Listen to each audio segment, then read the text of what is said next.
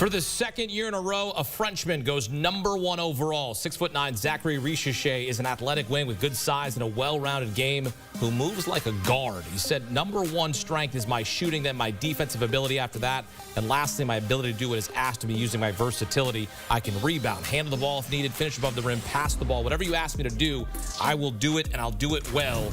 And he is going to be doing it for the Atlanta Hawks. Back here in studio with Adam Finkelstein, Gary Parrish, Avery Johnson.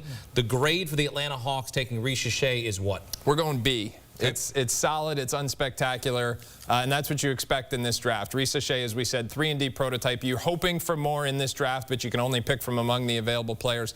The reason it's a B is because I think the best course of action for Atlanta would have been to trade down and try and turn one asset into multiple assets. I think they might have tried to do that, but from what we were hearing in the last 24 to 48 hours, their asking price was just too high for anybody to bite. And Adam's got it exactly right. You know, you can only pick from the players available. This isn't last year when you had a generational talent available. There will be future all-stars come out of this draft somewhere. They always do. It's just hard to identify exactly who it's going to be in this one. So Risacher makes sense. It's not who I would have taken. He doesn't look like a typical #1 pick. He doesn't have that big burst off the dribble that you want from a wing, but he is a wing with good positional size who can knock down shots, really shot it at a high level late in this season in France. So I understand why they did what they did here, but I do not believe this is going to be the best player from this draft. That's typically what you want to get with the #1 overall pick.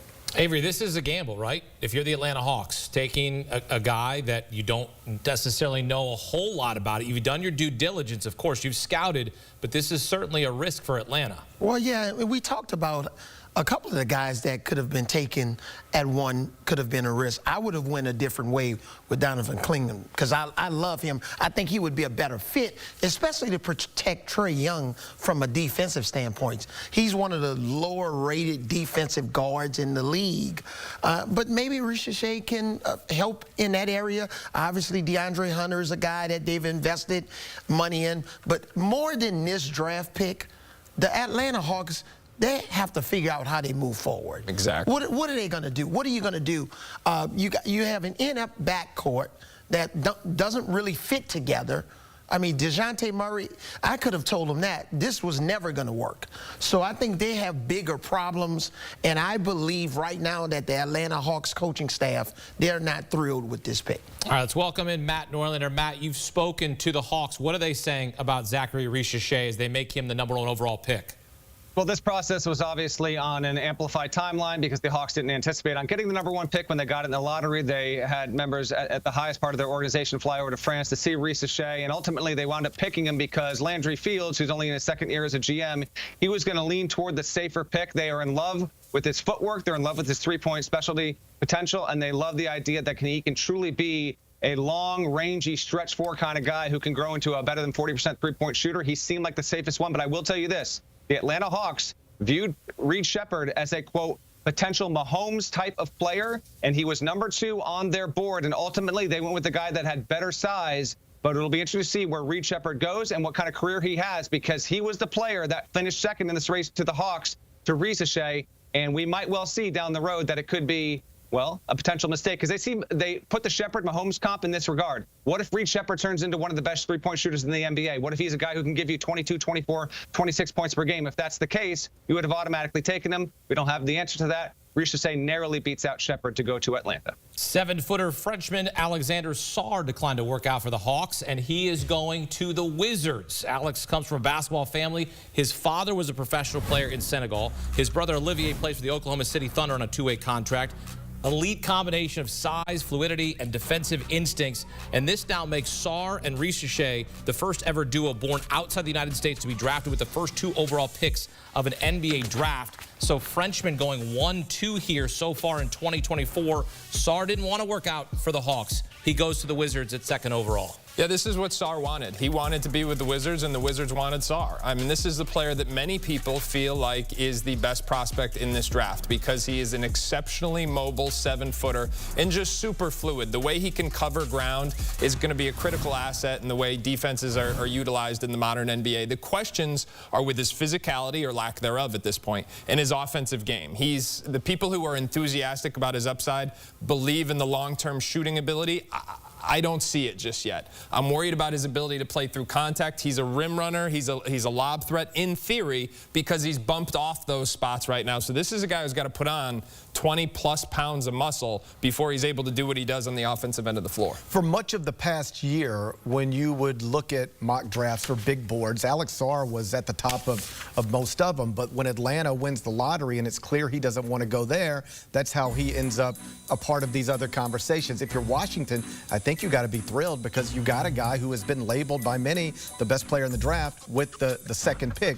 But like Fink said, the shooting from the perimeter is going to be the swing skill. This is one where we slightly disagree. I see it and I go, okay, I could see him becoming a reliable threat. And if he's going to be worthy of this pick, he might need to become that someday. Fink has more questions, which makes me have more questions because I trust his evaluation as well.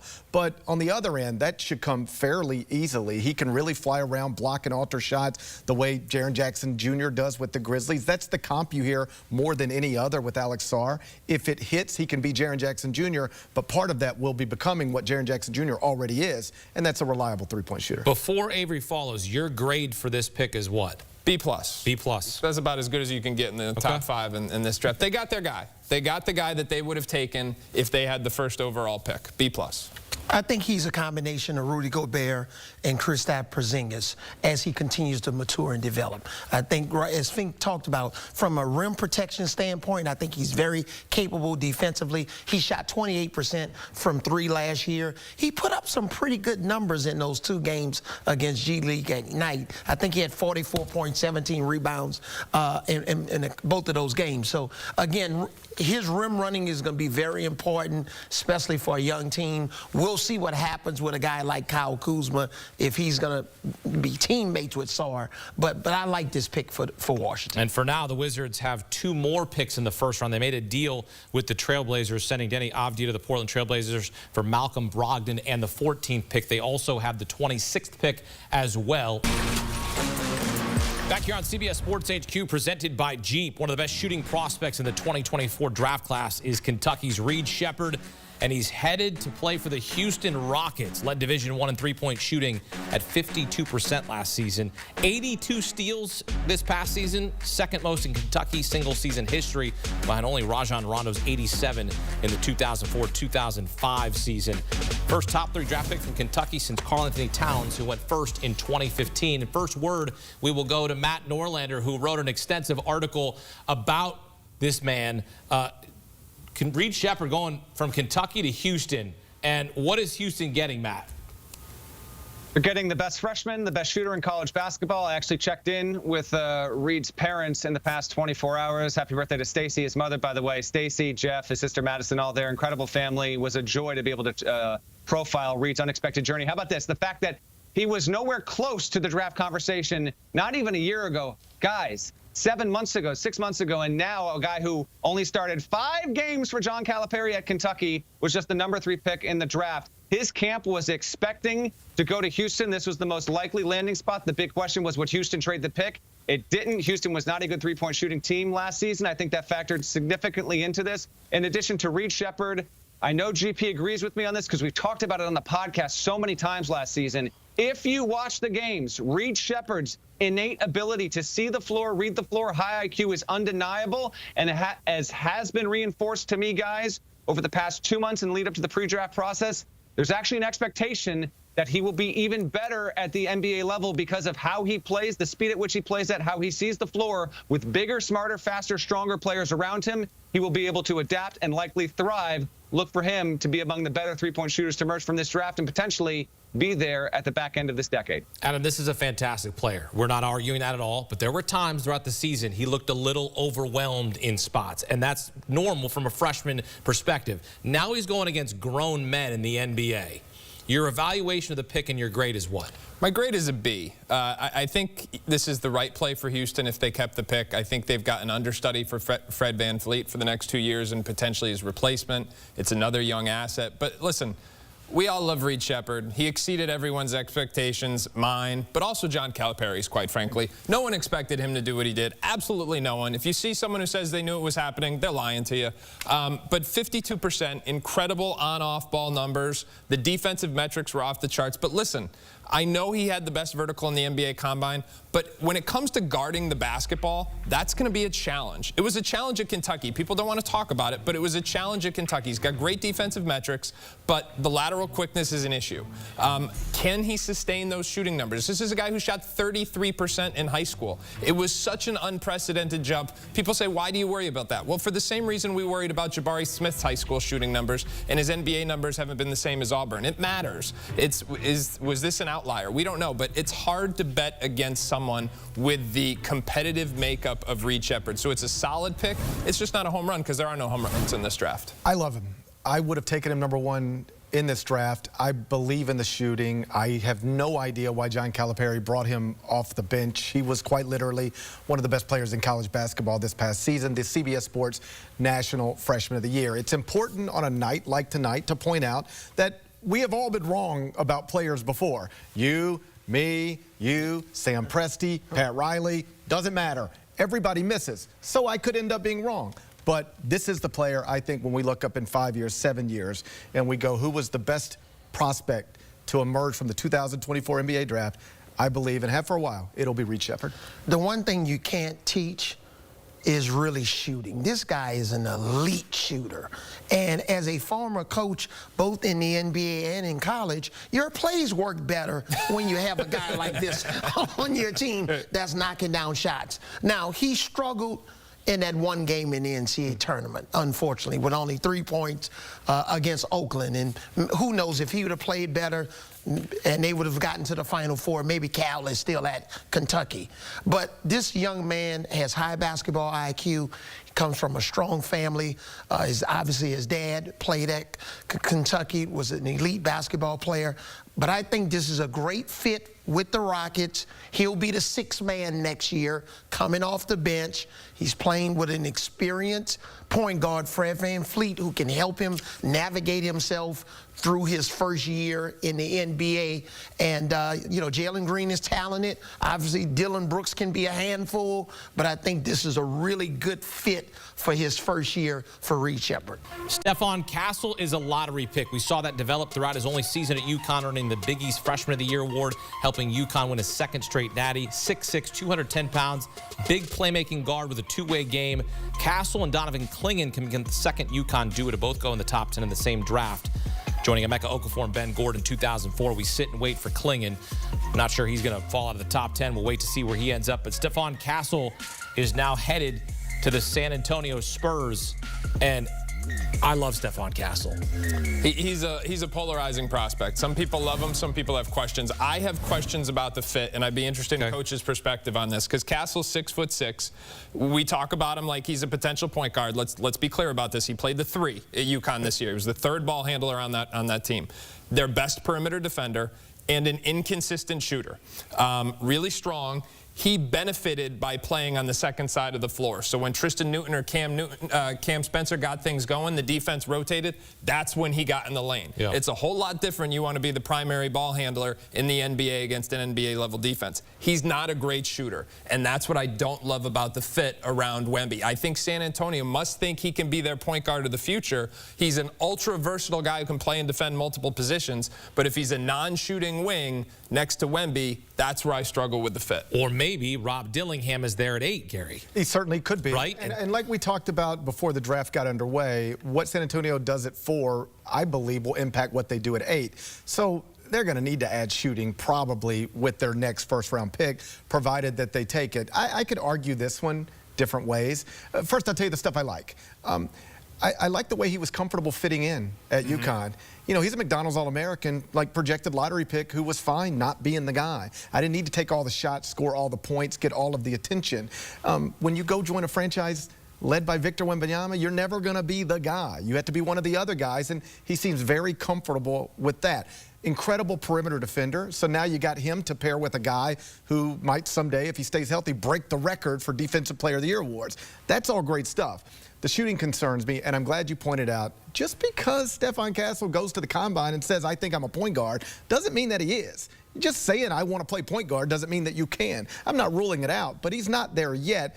I'm not even saying that this is a bad pick or the wrong pick, but, you know, everything you hear about Wemby is add shooting all around him, and with this pick, you clearly didn't do that. Pop is going to tell him what he's playing. Listen, what grade are you giving this? I'm just going to say B-. I'm going to say nothing else because I want to hear what the Spurs point guard thinks about the Spurs point guard. Based on what I've been told, projecting him forward, they actually think he can be another DeJounte Murray. That's how they feel about this kid. Okay. Because remember when DeJounte came out of Washington and they drafted him, they had to work on his shot. Yep. This kid's shooting mechanics are very poor, but can he improve? The Spurs historically has had a really good player development program. So they really like his size. They're drafting him because they believe that he can be a point guard. That's why they're drafting this kid. And I'll say this.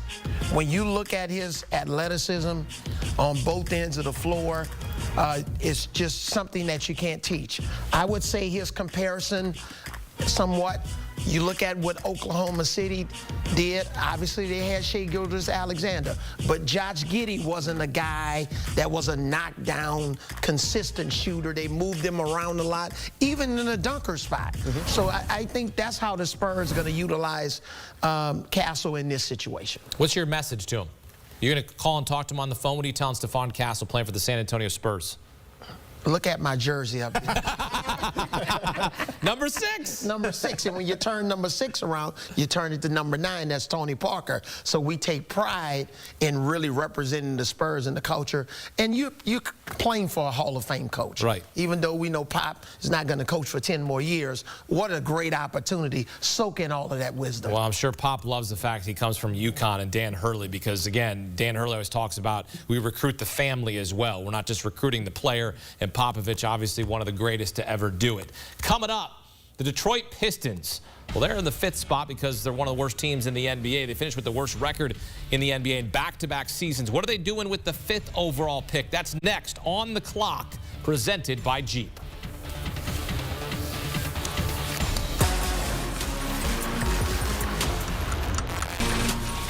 Back here on the clock, presented by Jeep. Ron Holland out of the G League. G League Ignite, 6'8", 206 pounds, turns 19 next month. Headed to the Detroit Pistons, 5th overall, listed as the #1 overall recruit in the 2023 class, according to 24/7 Sports. With his selection, it's the 4th straight season a G League Ignite player is selected in the 1st round, and the 2nd straight season a player from Duncanville, Texas. Shouts to Duncanville, Texas. Players drafted in the 1st round. Anthony Black drafted 6th overall in 2023 by Orlando. And Ron Holland headed to the Detroit Pistons. Adam, who's Ron Holland? Do you like this?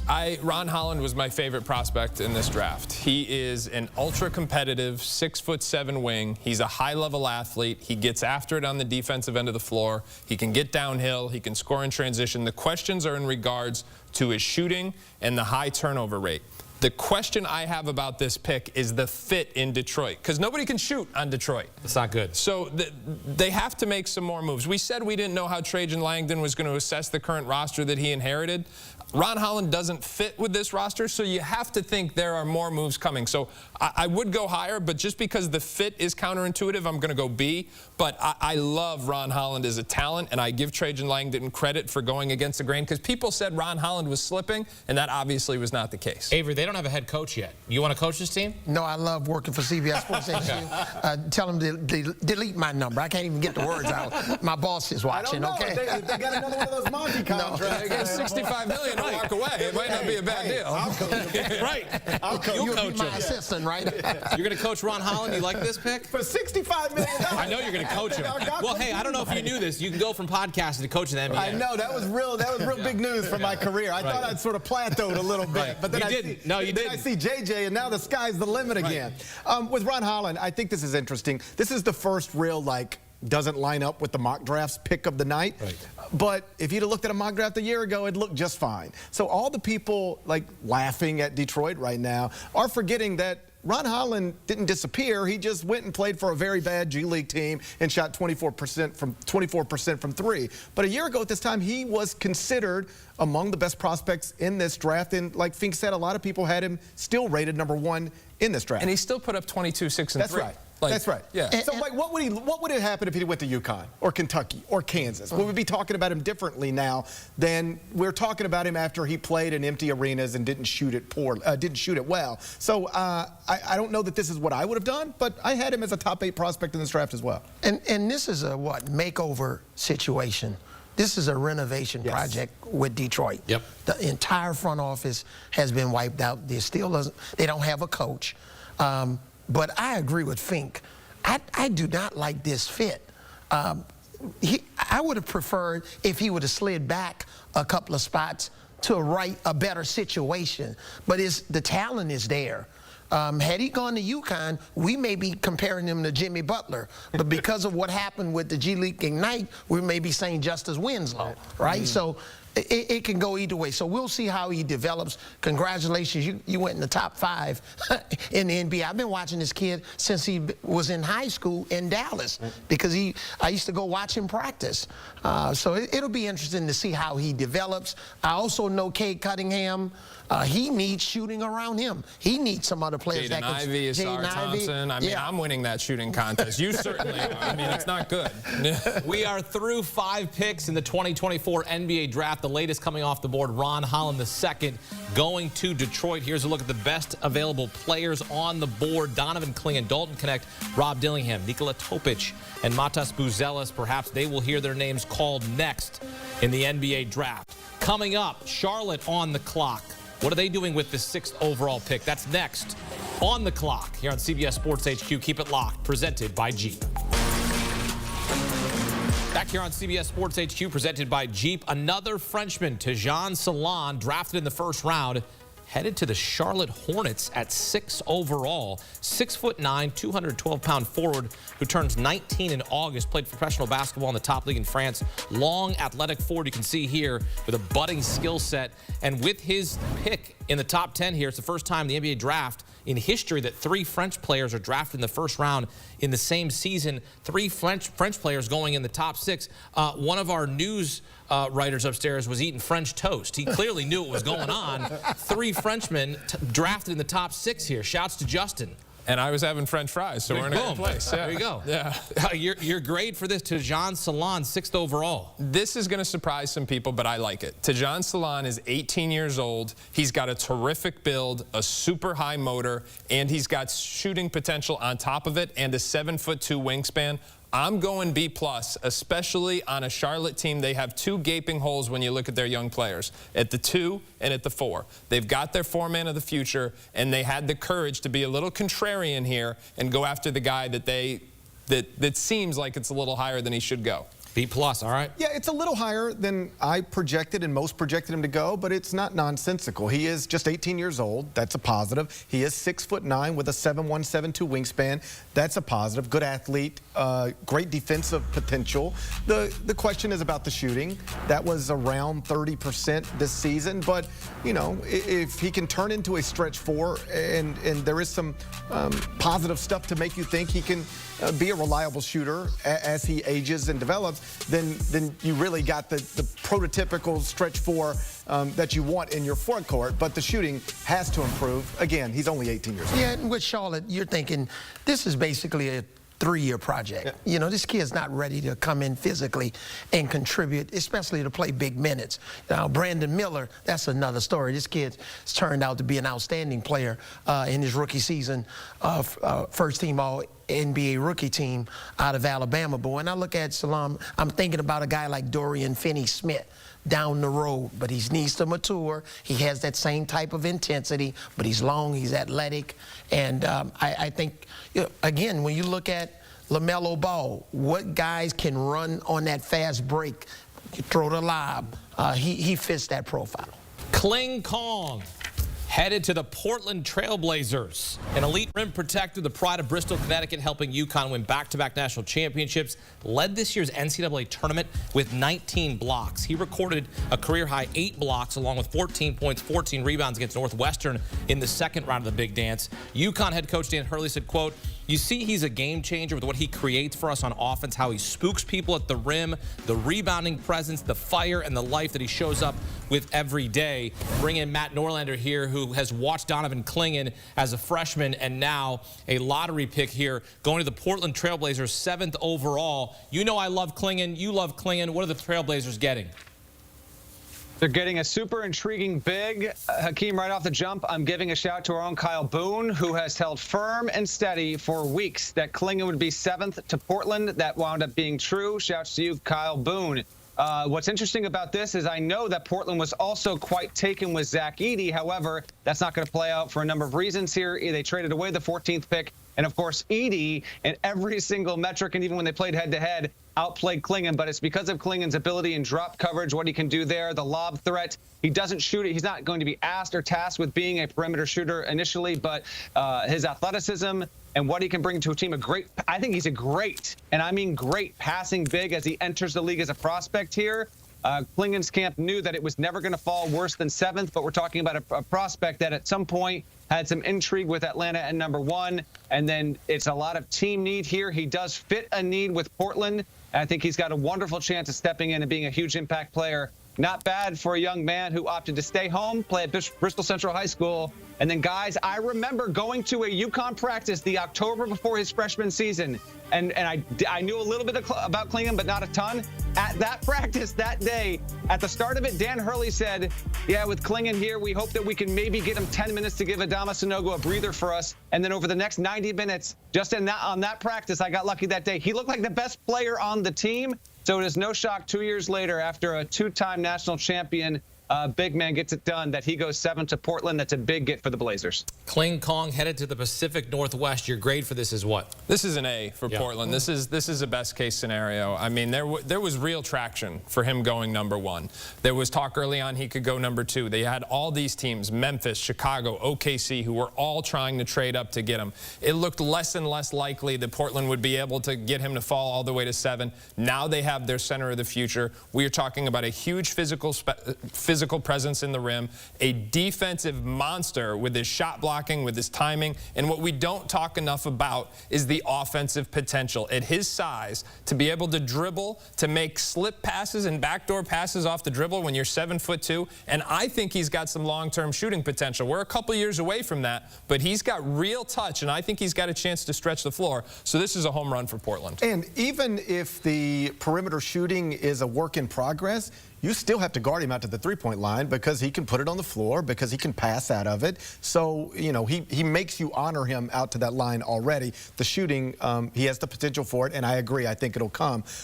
This is brilliant by Portland. There had been talks for weeks that if you wanted to get Donovan Clingan, you have to go up to 3 or 5 or maybe even 6. My hometown Grizzlies, it had been reported they had prioritized Clingan and were willing to maybe go up to 3, 5, or 6. Obviously, when it got to 7, you're probably not doing a deal with Portland because a lot of the intel was that the Blazers had prioritized him as well. So now you wonder 2 questions with the Grizzlies. What do you do now at 9? Do you move out of it? And B, if the Blazers just took Donovan Clingan, is DeAndre Ayton now available? Maybe he's your center of the future in Memphis. Avery, they need to look at Dan Hurley's offense and say, what should we do with Clingan and that lob to the rim? That's what he's going to do. He's a rim runner. He's a rim protector. Yeah, and I love his upside. Back in 2010, when I was hired as the New Jersey Nets coach before they moved to Brooklyn, I had a young man by the name of Brook Lopez. Sure. And you look at where Brook was, you know, 14 years ago, kind of where Clingan is. Brook wasn't as good defensively, but offensively, the same tools.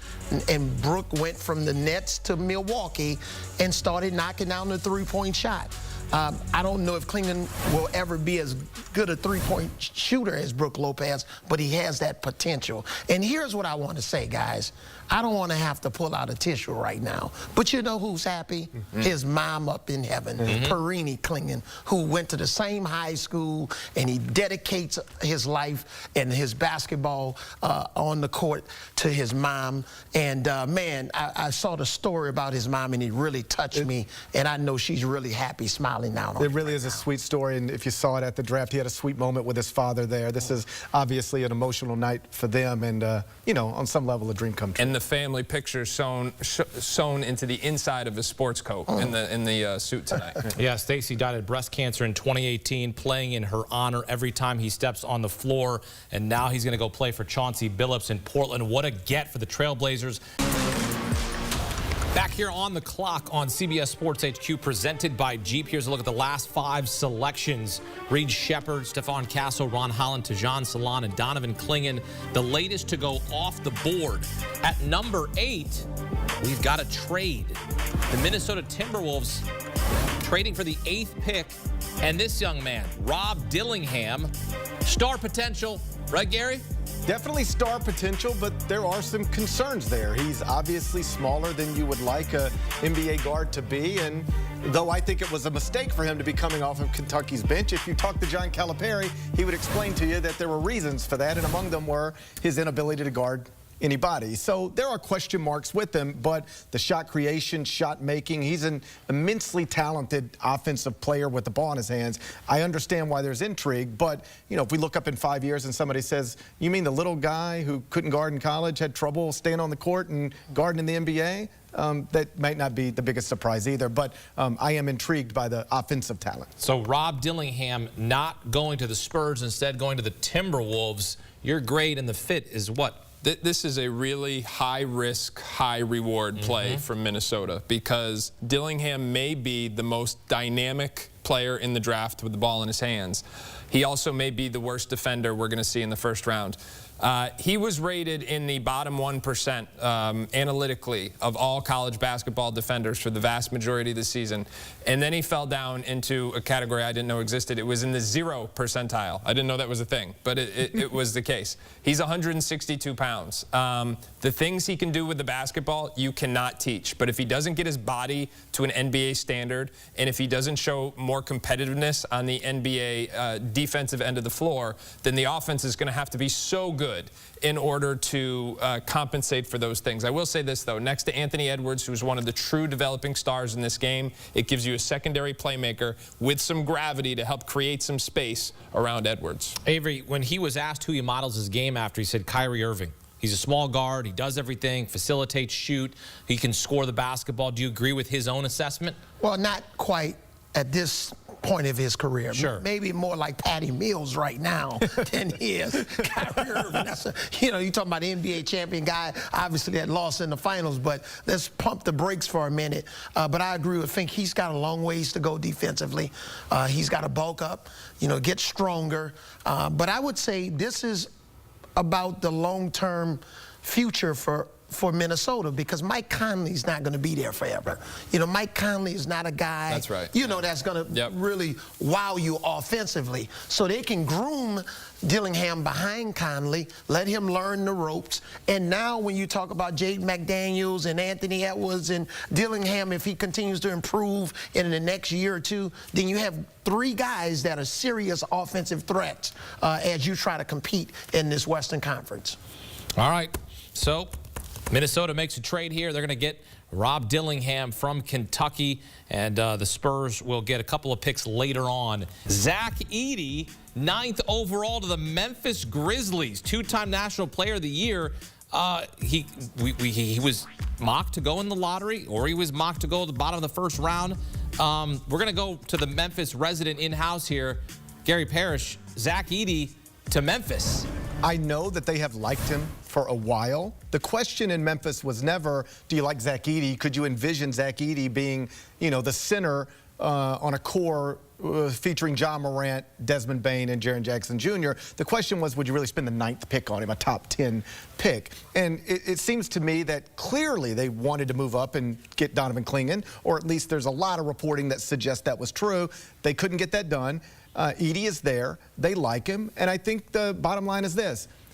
They're less concerned. Maybe the lesson is with the Knicks and Nets last night. The Knicks paid a big price to get Mikal Bridges. But if Mikal Bridges works out, nobody will ever complain about the price they paid. I think the Grizzlies are sitting here similar situation now. Did we have Zach Edey projected as a top 10 pick? Maybe, maybe not. They'll answer that question later. But we liked him. This is where we had to take him if we were going to get him. We got him now, and if it works out, nobody will ever care that it might have been a little too high. Let's bring back Matt Norlander here. And Matt, you've covered Zach Edey, two-time National Player of the Year, lost in the Natty to UConn. When you look at his game, the big knock is that his game wouldn't translate to the NBA. What do you respond with when you hear that? I think that he's got a great chance, and I go off of what we saw. By the way, I know who the 10th pick is, if you want to get to that before the end of the segment here, by the way. That's just been submitted per a source. With Zach Edey, he winning the two-time National Player of the Year as this huge force in college basketball and still going top 10 in the modern NBA, I actually think is a very refreshing storyline for college basketball, for the league. And all I can tell you is in checking in with sources over the past week, Edey in his workouts was absolutely emphatically dominant. I had two sources tell me it got to a point with two separate workouts that they almost had to stop them midway through because he was so ridiculously impressive physically on the floor. You can't teach the size. And what happened here was there was a lot of smoke with the Grizzlies trying to move up to maybe get Clingan. Ultimately, they held firm and they draft the big that outplayed Clingan head-to-head, obviously, in the national championship game, even if Clingan's team got the W, but also the stats across the board, the stats at the combine. Zach Edey has a tremendous reputation, not just for how hard he plays, how well he's developed, how much of a teammate he is, and we have to reinforce this. He is the combination of a proven, legitimately dominant, once-in-a-generation college player, and he is also very much on the rise. He has not played high-level competitive ball for more than 6 years at this point. He has an incredible chance at continuing to move up and get to be better and better and better. So with Edey, the reputation as a dominant college player ultimately won out over the stigma of being a big man. A variety of teams viewed Edey as a guy, a prospect that with what he did, what he accomplished, and how big he was, you really don't get a guy like him more than once in a generation. Memphis didn't want to wait any longer. Congrats to Edey and his family. Top 10 pick. Adam Finkelstein, what grade are you giving this? I'll go a B. Okay. This is another one that beauty is in the eye of the beholder, as you would say. And listen, Matt hit the nail right on the head there. The key with Edey, nobody cares in the NBA what you did in college. What people do care about is your rate of improvement. And Zach Edey has improved by leaps and bounds every single year, and he's done it in a multitude of ways. The most obvious this year was his conditioning. The work that man did on his body, like, listen, I know he's massive. I got into an elevator with him at the combine. I was like, ooh, I'm sorry. He's massive. There's going to be real questions on the defensive end of the floor. We talk about that national championship game. You know what else happened in that second game? UConn got behind him for 2 lob dunks when he went into drop coverage. That's an issue. Okay, that's an issue. He's got to figure out how to play ball screen defense in the NBA, but he's massive. He's a worker. He's getting better every single day, and there's a clear trajectory to show that. You played with 2 trees, 2 Hall of Famers. Can he play, I'm not saying at a Hall of Fame level, but can he play at the level where he could be not necessarily elite, but a role player on an NBA team, Zach Edey? First of all, I'm glad that we're rewarding the most decorated college basketball player in the last 2 years with a top 10 pick, showing that you can stay in college for 4 years. You don't have to go and transfer for your COVID year and try to break the bank with the NIL money. This kid stayed in college for 4 years, and I'm so proud of him. Yes, he can fit. I've watched him progress in how he's developed. When you're talking about a pick and roll with Ja Morant and Zach Edey, and you have Jaren Jackson Jr., spreading the floor because he can knock down the 3, or when Jaren Jackson is resting, now you can run your offense with Edey and Ja Morant. I really like this pick. I give it a B+. I'm not giving them a grade, but I like this pick for Memphis. And I'm also thinking, Gary, I'm also thinking about the other teams in the division. Derek Lively Jr., who played pretty well in the playoffs. Obviously, nobody can really care to Victor. But, again, you look at what's happening in New Orleans. So you got some big centers in that division that you have to break through against if they want to get back on track. I got to make this pick real quick. He's the best screener in the draft. I should have meant Ja Morant. He's going to be a perfect screen partner. He's going to get him open all day long, and I think that's a big part of this. And that was a big thing the Grizzlies valued in Steven Adams before he was injured there. He popped Ja loose a lot. Yeah. And if nothing else, Zach Edey's going to be able to do that. Yep, great point there. And I will add that Zach Edey wasn't able to get NIL. He's ineligible because he was an international player from Canada. Now he's going to get some money in the NBA because everybody's getting paid. Back here on CBS Sports HQ, presented by Jeep, Cody Williams is the first-round pick from Colorado since Derek White in 2017, going 10th overall to Utah. Williams is 6'8", 190-pound forward who missed 13 games last season due to injuries. Athletic, defensive-minded, with playmaking upside. He's the brother of Jalen Williams, who plays for the Oklahoma City Thunder. He was the 12th pick in the 2022 NBA draft, and now he's got a little bit of bragging rights. Hey, bro, I went 10th. I went 10th overall in 2024. And Matt Norlander has some bragging rights because he spent some time with Cody Williams, wrote an excellent article on CBSSports.com. What'd you learn about Cody Williams and his ability now as he heads to the NBA, 10th overall to the Utah Jazz?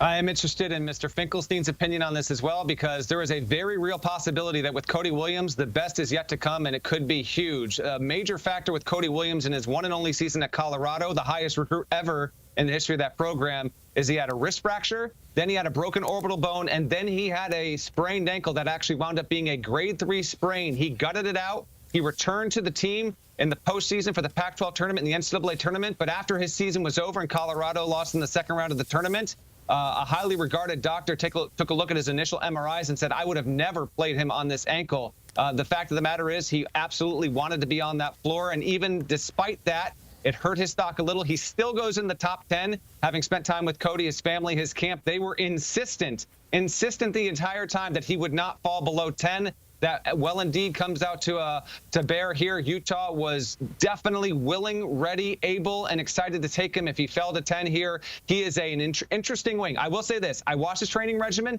He's a good shooter. I think he will maintain himself as a good shooter. The numbers will improve. He is skinny. He needs to put on at least 15 pounds of muscle. Give him a little bit of time. And I do believe, also having talked to his brother Jalen, who was an immediate hit, was the 12th pick, but has been a top 5 player from the 2022 draft. I do think because his brother has done well and because of how they were raised and how mature he is as a 19-year-old, I do expect Cody Williams to have a pretty high floor here. I'm not promising you he'll be a top 3 or 4 player in this draft, but it would surprise me if he does not bear out to have a successful NBA career. I view this as either an A, because he is, in my opinion, one of the highest upside prospects in this draft, or a C, because I think there are some outcomes that would be a little disappointing. Here's the reality. Everything Matt said is true, but Cody Williams, even in high school, was more of an idea than a reality when it came to the consistency of his productivity. Now, he's a big wing. He's ultra fluid. I mean, this guy floats around the court. He's so smooth. He shot over 40% from the three-point line, and everybody, myself included, since he was in high school, has cited the fact that his brother was a late bloomer who made huge strides and said, you know what, Cody's farther along at the same stage. But at some point, he's got to turn potential into production. We're not at that point yet. They're going to give him time to develop his body. The average of the A and the C is a B. I'm going to go there. I will say this. This is the ultimate Danny Ainge pick, because this is a big swing. And if he connects, this is a high upside prospect. An A or a C? Or maybe see me after class and we'll have a discussion about where he ends up. The discussion around Cody Williams, what have you seen from this young man in his one season at Colorado? Did deal with multiple injuries as Matt laid out there. Yeah, definitely needs to pick up some weight. I agree with Matt. And, you know, he shot 42% from 3, but he only attempted 1.5 threes a game. Right. So he needs to get up more attempts. This Utah team, you know, they're kind of in transition. You look at guys like Jordan Clarkson, my old player that played for me, Colin Sexton, Larry Marketing on this team. You know, where does he fit? Is he going to spend some time in the G League as a C player, as Fink said? Or is he going to be that A type of a player and, you know, cracks the rotation? But, you know, he's a kid that needs to get stronger. He can run the floor. Obviously, you know, his brother's going to be highly motivating for him because he doesn't want to be the weakness in the family in terms of his NBA career. But I like this pick for Utah. Gary, you mocked Cody Williams going to Utah, so I know you got to like that fit. Yeah, listen, these guys have said it all. He's a high upside prospect who looks the right way. But undeniably, he has been a great prospect more than he's been a great player so far in his developmental phase. But I totally get it. Again, he looks the right way. The wingspan's where it at. Like you mentioned, he did make a good percentage of threes at Colorado, but it was low volume stuff. And the other thing is, you know, even though he was a 5-star prospect in the class of 2023, like basketball fans haven't seen him a lot because he went to Colorado. He was injured. You know, not a lot of Colorado games on CBS or ESPN or Big Monday and that kind of stuff. So even though he did play college basketball, he wasn't as visible as, say, a young person who went to Kentucky or Kansas or North Carolina or Duke. So he's a little bit of a mystery, but like he checks a lot of boxes if you are really just trying to identify at this point in the draft who's got the highest upside. And in this new NBA of multiple positions and versatility, he has that capability. Cody Williams, 10th overall to the Utah Jazz. Chicago is taking the kid who was born in Chicago. Matas Buzelis out of the G League Ignite, 6'8", 209-pound forward, 7th overall recruit in 2023, according to 24/7 Sports. Basketball runs in his blood. Both of his parents played professional basketball in their native Lithuania, and both of his grandfathers were professional basketball players. The grade for Matas Buzelis to the Chicago Bulls is what, Adam Finkelstein? This is a B+ to me. He is a player with a wide range of outcomes, but there was a high probability that he was off the board much earlier than this. In fact, he was getting traction as a top 5 pick. With his size and the versatility of his skill set, he's not quite the shooter that some people advertised early on in this draft cycle, but he's not an incapable shooter. He's got some playmaking ability off the dribble. With him, it comes down to buying into defensive competitiveness. If he's committed to playing on both ends of the floor, he's going to be a very good player because talent is undeniable for Matas. Yeah, with Buzelis, you know, Fink and I talked about it on the On College Basketball podcast earlier in the week. It depends on what do you imagine him as a shooter, because I think a lot of people, myself included, have noted that like he shot it well as a high school senior, shot it terribly with G League Ignite. As Fink would tell you, like, yeah, that senior year of high school, that happened. Those stats are real. But before that, he didn't shoot it well. That was the outlier. He didn't shoot it. And so to Fink's point, the outlier was the good shooting season, not the bad shooting season. So, you know, at this point in the draft, he makes sense. A lot of people had him going much higher than this. 5th to Detroit was in a lot of mock drafts. So you're getting value relative to what a lot of evaluators thought was a reality for him. But if he ends up not being a shooter, then you got a problem. You guys remember Andre Karolinko? Yes. Yeah. That's who this kid is. So Bulls fans should be somewhat excited. He doesn't want to guard. Yeah, but I think he's going to end up being a really good defender. Okay. But it's all about the heart. That's right. You know, a lot of times, you know, do you have the capability? Yes. This kid's capable. I would have been happy with this kid being a top 7 pick. I think he has that type of talent, but we're not questioning his talent or his upside, but it's the tenacity. 100%. It's, you know, the determination. He needs to show that if he's going to be a consistent And pro. you would know this better than I, because you've been in those locker rooms, you've coached these men, but sometimes when it's he doesn't want to guard, you know, the counter to that is, well, once you explain to him this is the only way you're going to be able to keep making millions of dollars in your career, then maybe you'll learn to. And he's a great kid, too. So that's not in doubt. He comes from a basketball-loving family. Again, both of his parents played professional basketball in his native Lithuania, and now the Chicago kid gets to stay home in Chicago playing for the Chicago Bulls. Back here on CBS Sports HQ, presented by Jeep, Nicola Topic headed to the Oklahoma City Thunder, 12th overall selection, dealing with a partially torn ACL in his left knee after suffering an injury late in May. He presents massive long-term potential, had a breakout season in Serbia, averaging nearly 19 points and 7 assists per game while emerging as one of the playmakers in this class. And by the way, we now have Nikola Jokic, Nikola Jovic, and now Nicola Topic in the NBA. And we have tied for the most non-NCAA players, 6 drafted in the top 14, as Risacher, Sarr, Holland, Salaun, Buzelis, and now Topic going 12th overall to Oklahoma City. Oklahoma City can make this, right?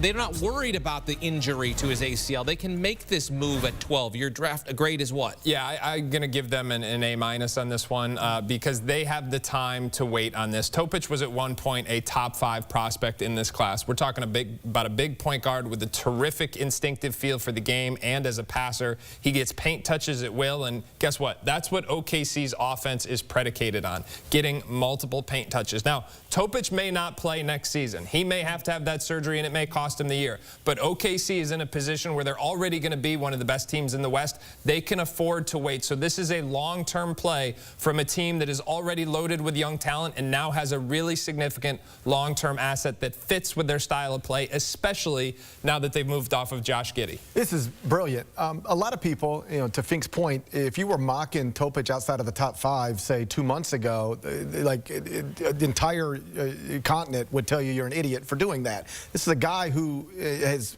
top 5 talent undeniably. The Spurs were mocked for him quite a bit, but ultimately they need players to help now. They don't want to lose as much as they lost last season with Wemby again in his second year. I don't know that that removed him from consideration, but they obviously went another direction. If you're Oklahoma City, you got all these picks. You got a team that was just the 1 seed in the West. You can wait on him. Let him get the surgery. Let him rehab. Let him come back in 2025, 26, and then you've got a guy on your roster who a lot of people thought should have never been available, where you actually selected him in the 2024 NBA draft. Topic, you like this kid? I love this pick. And the reason why I love it is I agree with the guys, because the trade for Alex Caruso gives him more time to rehab, even if he has to sit out this year. And, he wasn't going to play, but 10 minutes a game, maybe, behind the guy who finished second in the MVP race with Shai Gilgeous-Alexander, who I love. But I love this pick. This kid, in my opinion, was arguably, I would say, one of the top 2 pick-and-roll players in the lottery. He finishes well with both hands. I love watching tape on kids like this, because he reminds me of a lot of the old school players that I played against. But this was a solid pick for Oklahoma City, and he'll improve from the outside. But the key is Sam Presti, they don't need to rush him into action. Devin Carter headed to the Sacramento Kings.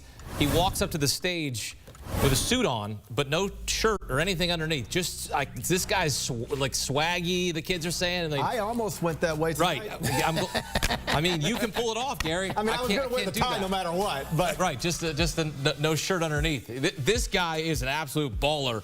Big East Player of the Year, led the conference in scoring with nearly 20 points per game. He led Division I players 6'3" or shorter in rebounds per game last season with 9. First player drafted out of Providence since Chris Dunn in 2016. Son of Anthony Carter, who played 13 NBA seasons, now an assistant coach with the Memphis Grizzlies.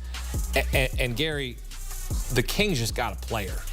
And they got a player who's ready to play, like on night 1. And they have prioritized that in recent drafts. Like, not just selecting best prospect available, but we're trying to win right now. Who can help us win right now? And Devin Carter, I think everybody will agree, he's a plug-and-play guy. He's older, and sometimes that's used against prospects, but not if you're a franchise trying to win immediately in a jam-packed and very difficult Western Conference. So I love this. I had Devin Carter projected as a top 10 pick. If you can get him outside of that, you got to feel good about it. You giving this an A? Absolutely. Boom. This is a straight A. Devin Carter was one of my 3 favorite prospects in this class, with Ron Holland and Tidjane Salaun, relative to expectations. Elite competitor, excellent defender, going to a bad defensive team where he's going to be able to step in right away. And he showed tremendous offensive growth this season, taking on that primary offensive role at Providence after Bryce Hopkins went down. You don't bet against elite competitors. Elite competitors keep getting better, even when they don't have as much glaring upside as others.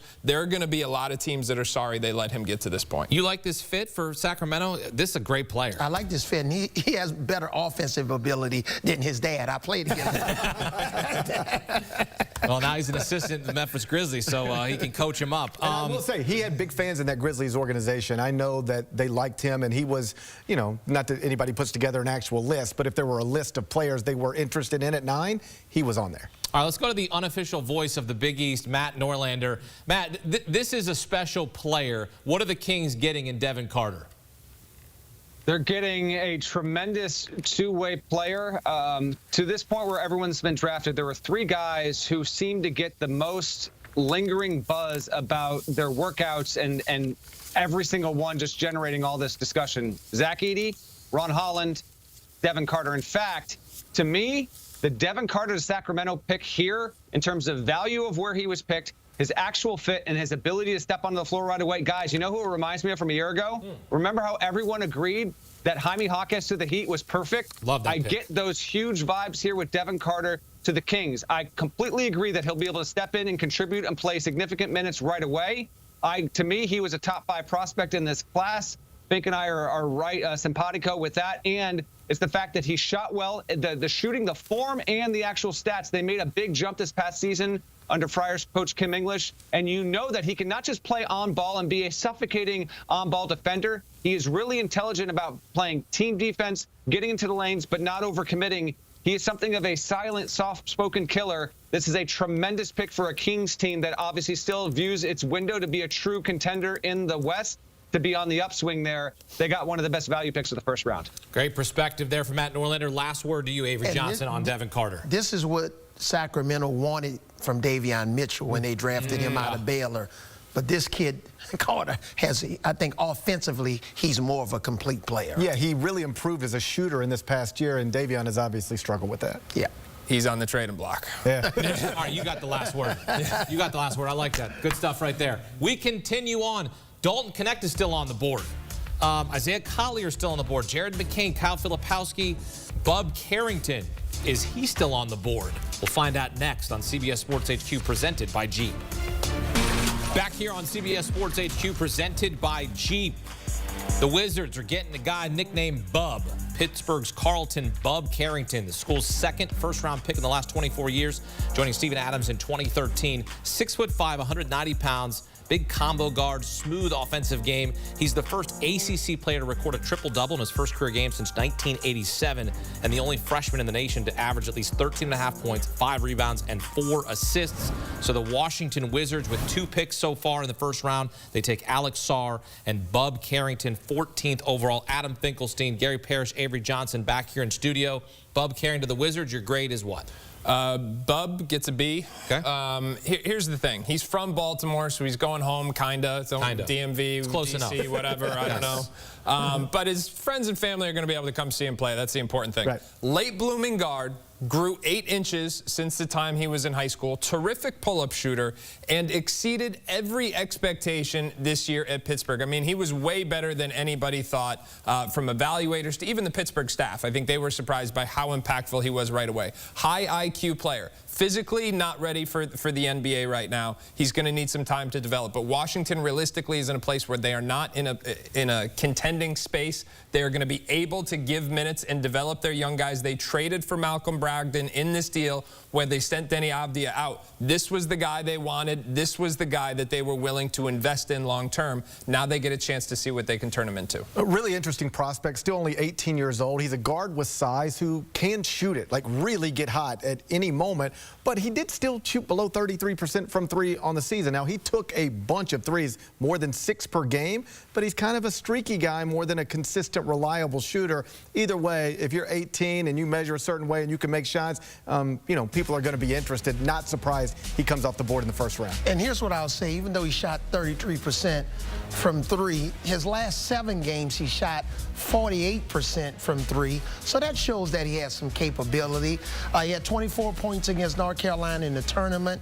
I compare him to Caris LeVert. He has that type of upward trajectory. And I think this young man is in the right place at the right time, new coaching staff, and close to home.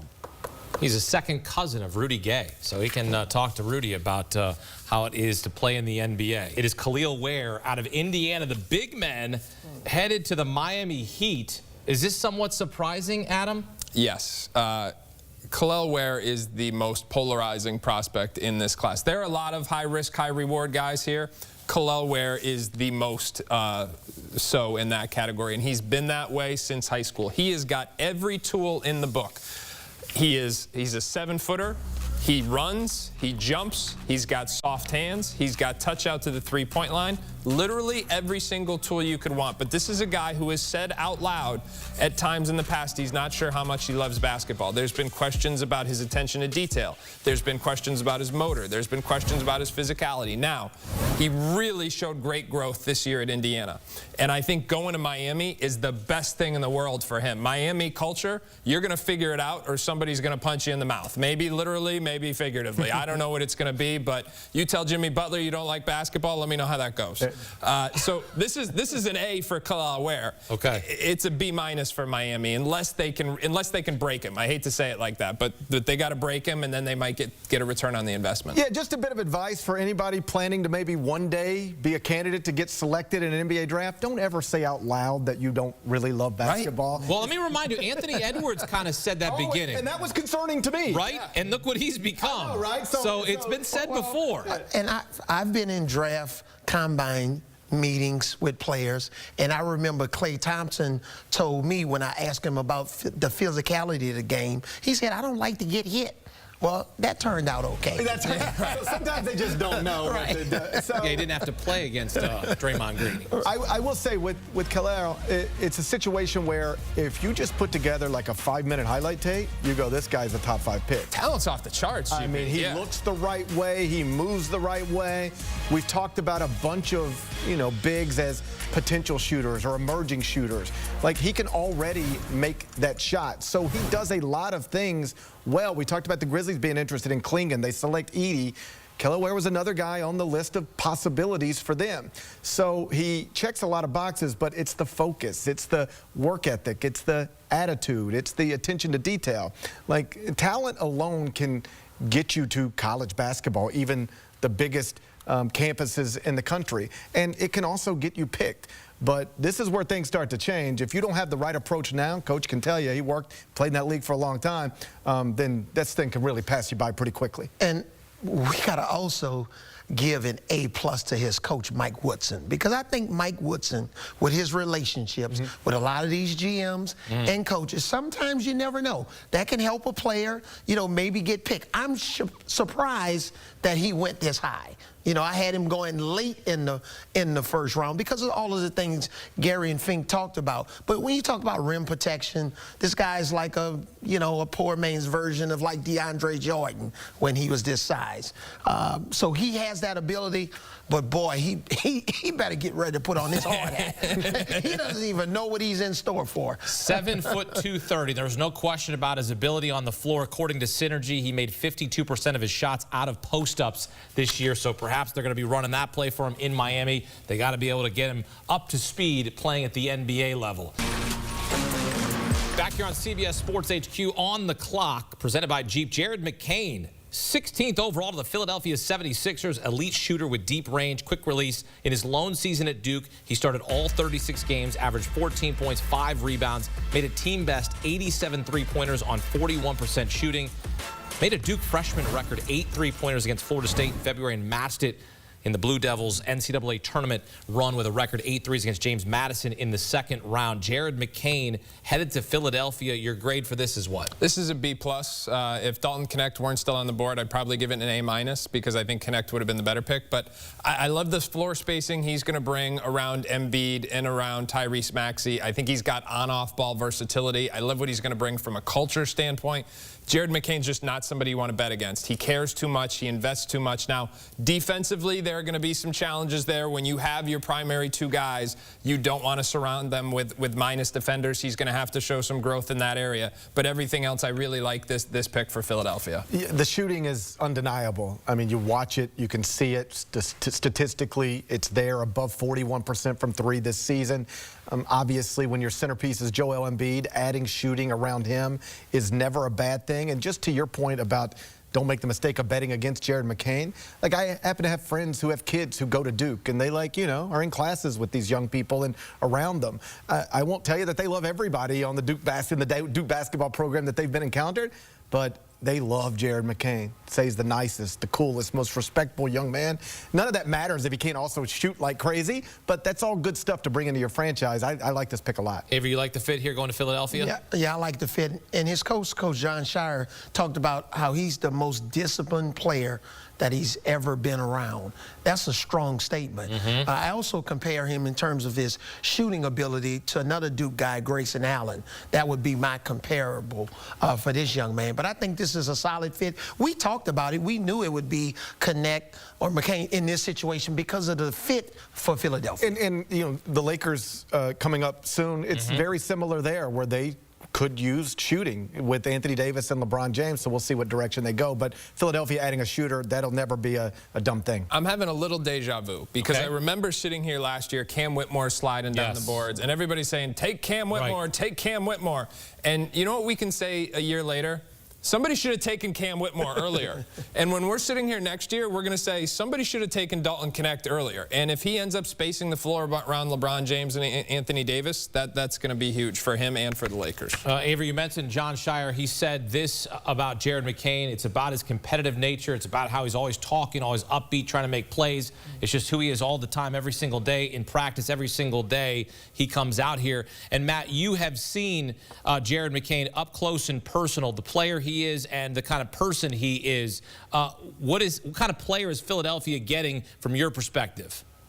They're getting someone who is extremely dedicated to the game. In fact, the interesting thing about McCain is if you're a younger fella or gal that's got TikTok, Jared McCain was the first like megawatt star on that social media platform. And he actually proved that you could be someone that could be very image conscious to a level of millions and millions of followers and also be extremely good at playing college basketball and turn yourself into a top 20 pick after just one season. He invests so much. He's a really good shooter. I'm not convinced that he's going to wind up, you know, having an ultra successful NBA career. I'm not saying that it won't happen. I'm intrigued to see the fit here. If the 76ers can plug him in and he can be a guy that can really space the floor, improve that team shooting. Obviously, that franchise is fascinating in terms of where it sits in the hierarchy in the Eastern Conference right now. But I saw Jared McCain play in person a number of times this season, and he was very impressive. I go back to a conversation I had in person with Jon Scheyer back when I saw Duke play against Arkansas, and even then, Scheyer told me that in terms of the freshmen he had on the team that were adapting and showing up accountable, coming through every single day, it was McCain. Easy to say that now, but Scheyer saw this initially from the get-go there. This is a good pick, and McCain feels like he'll fit into a specific role where he's a spark plug and can provide some real energy from a three-point standpoint. He practices yoga and meditation, does Jared McCain. Maybe he can get Joel Embiid relaxed and get him into the right groove there in Philadelphia. The Lakers are on the clock at 17. Are we in agreement at 17 that Dalton Knecht is the selection that should be made? Absolutely, without question. Absolutely. 3 for 3, but they call us the Big Three for a reason. JJ Redick, are they running? If they say Bronny, I'm leaving. I'm walking off and I'm leaving the set. Come back for that. I'd like to see that if he walks off the set. That's next here on CBS Sports HQ. I'll stay. Back I'll after stay this. no matter what. You and I were staying. We're grinders. I'll stay no matter what. Dalton Knecht is off the board. A pure scorer. The SEC Player of the Year scored 780 points this past season, passing Dale Ellis for second place on Tennessee's single-season scoring list, finishing right behind leader Allen Houston, a consensus first-team All-American. And what a journey to the NBA. He started in junior college, went to Northern Colorado, then he transferred to Tennessee and became a star in the SEC, and now headed to the Lakers to play for J.J. Redick and play alongside LeBron James. Back here in studio, Adam Finkelstein, Gary Parrish, and Avery Johnson. A+? A+. Okay. Yeah. They didn't take Bronny, so you're staying here. I'll stay. I'll stay. Thank you. Yeah, Appreciate that. This is an absolute no-brainer. Someone who I would have taken in the top 7, I think.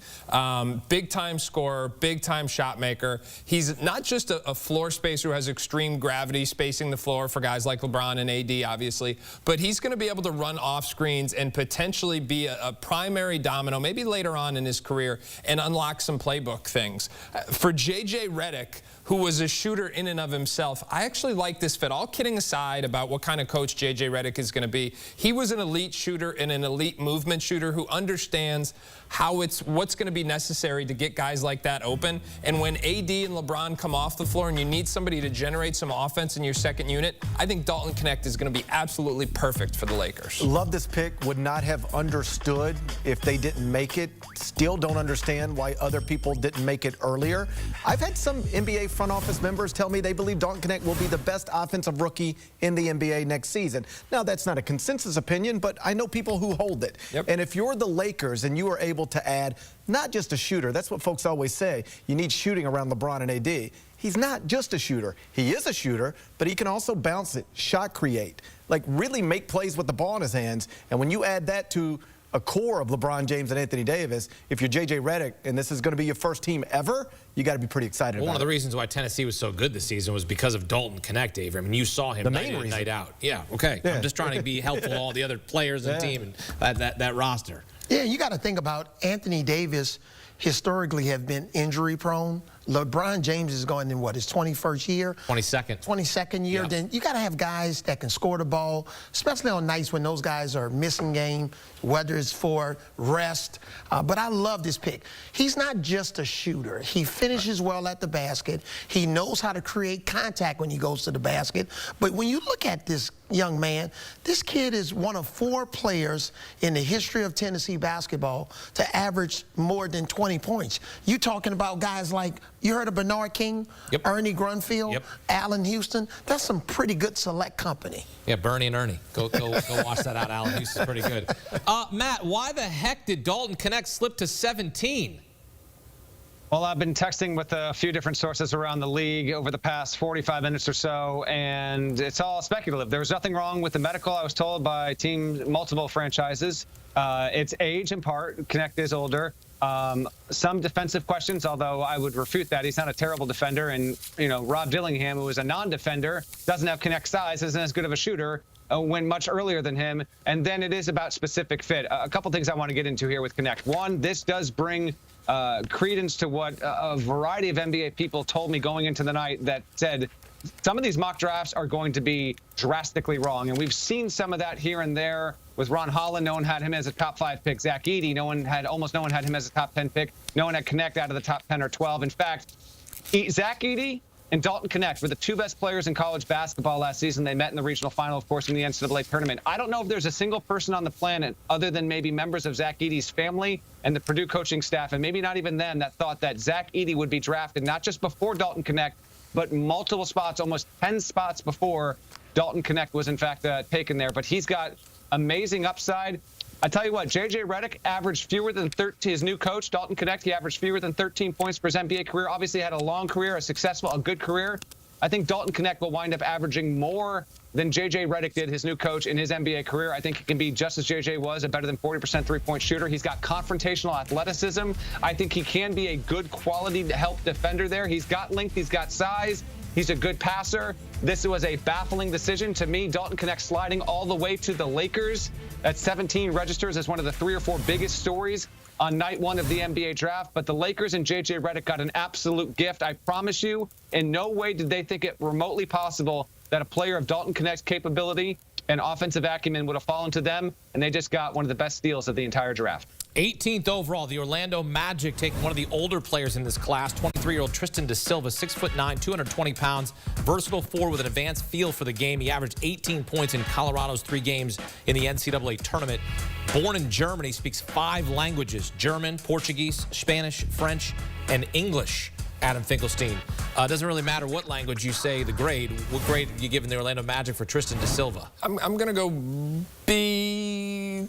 Okay. B plus. What do we got, A Coach? B for the Buffs. B or B plus? What do we got? I'm going B. Yeah, B. All right, here's the scouting report. This I'm more sure of. The scouting report on Tristan da Silva is a plug-and-play wing. He's got pretty good size. He can space the floor and make spot-up shots. He's also a reliable decision maker, so you can put him into offensive structure and trust he's going to make the right pass. He's a terrific cutter off the ball. He's got to get stronger. If he bulks up his frame, maybe someday he's a guy who can play some small ball 4, but right now he's a 3. He was considered someone both Philadelphia and the Lakers were going to be interested in at 16 and 17. McCain and Knecht slipped, which is why he's available to Orlando at 18. It is interesting. We've seen here in recent picks, Devin Carter or Dalton Knecht, now Tristan da Silva, older guys being drafted, you know, in the top 20 of this draft.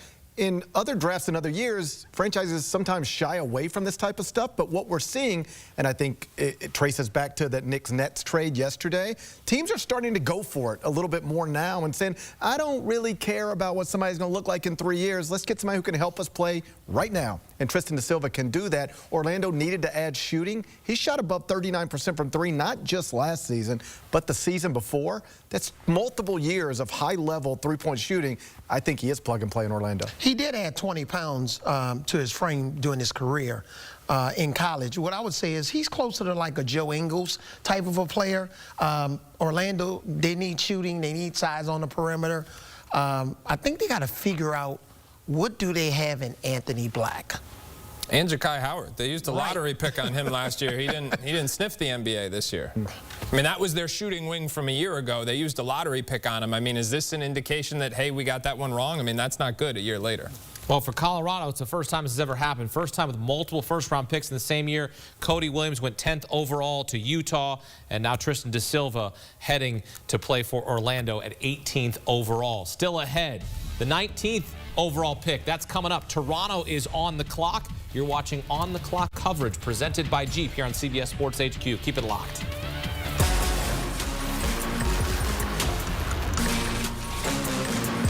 With the 19th pick in the 2024 NBA Draft, the Toronto Raptors select this young man, Jacobe Walter, out of Baylor, won Big 12 Freshman of the Year, leading Big 12 freshman with 14.5 points per game last season.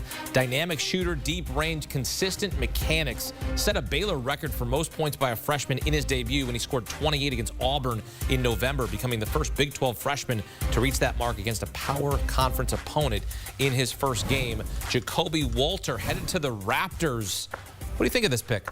I think it's solid. It's slightly redundant with them taking Grady Dick last year because the upside with Jacobe Walters is a shooter. Now, he attempted over 6 threes per game this year at Baylor, only made about 34% of them. But he's not a creator. He's not someone who puts it on the floor. He's not a passer either. This is not someone who manufactures offense for himself and others. At his best, he spaces the floor, and sometimes he provides movement shooting. That's what you hope you get out of him long term. But given that they utilized a pick like that on Grady Dick last year, I don't love it. This is a team that has historically prioritized length and athleticism in the middle of the lineup. Jacobe Walter's a little bit of an undersized wing for me. I think if they could have found someone to give him a little more athletic pop in the middle of the lineup, that might have been what they needed. You haven't, hold on, you haven't given a C yet. You haven't given an official C. Because there's high. Okay, because that's what it sounded like you were about to give a C. No? No, I'm going B. You're going to B. There's positive outcomes available. Okay. It's not a bad pick. Yeah, in a vacuum, like I like Jacobe Walter. I had him as a top 10 prospect on my personal big board, so I'd be thrilled to get him at this range in the draft. I understand the fit concerns, but you've got to hope that the shooting is better than what the statistics show, and I think most people do. I remember, I don't have the number right in front of me, but Bradley Beal at Florida did not shoot a good percentage, but nobody had concerns about him as a shooter. And then when he got into the NBA, it was very quickly obvious that the shooting is no problem. In fact, it's a positive. I think the same thing will be true with Jacobe Walter. I'm not saying he's going to shoot it like Bradley Beal. I just think he's a better shooter than he showed in this 1 year at Baylor. And I think this is all about Scotty Barnes. This offense is a ball-dominated, point-forward type of an offense where he's going to drive, dribble, driving kick, penetrating pitch. He needs outlets, really guys to space the floor. You know, when you look at Jacobe, he needs to improve his game off the dribble.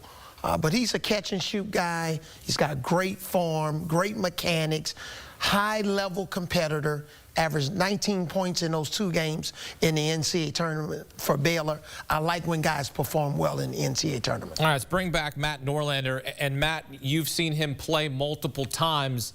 What's your evaluation of Jacobe Walter? I think he is a wait-and-see prospect. I want to pride ourselves on this draft broadcast to not absolutely gas up and goose up every single pick here. We'll see with Toronto. I can envision a scenario in which this doesn't necessarily work out. He has a lot of enticement to his game. He had some really bright moments, but the shot still needs work. The data points that were in after 1 year at Baylor showed an inconsistent shooter. Jacobe Walter has the general idea of a game. In fact, Adam Finkelstein earlier on our show kind of went this direction with Cody Williams. To a certain extent, Walter had certainly higher highs. The fit is a bit surprising. I almost wonder if Toronto wasn't expecting to have Walter sitting there for them at 19. So this becomes a big board situation where he's obviously ranked at that point. They want to take him in there, but we will see. I don't know if he's a surefire guaranteed hit here, but let's be honest, guys. Let's go back to what we talked about this entire draft and leading up to it. This is not a very sexy draft. It's not considered a deep draft. It doesn't have a lot of star power at the top, so it could be just as likely that Jacobe Walter is a hit and miss as Jacobe Walter winds up being one of the 6 best players from this draft, because we are all expecting a couple of names taken post-lottery to ultimately prove to be much better than the guys that went before. And then you also got to think about Gary Trent Jr. is an unrestricted free agent.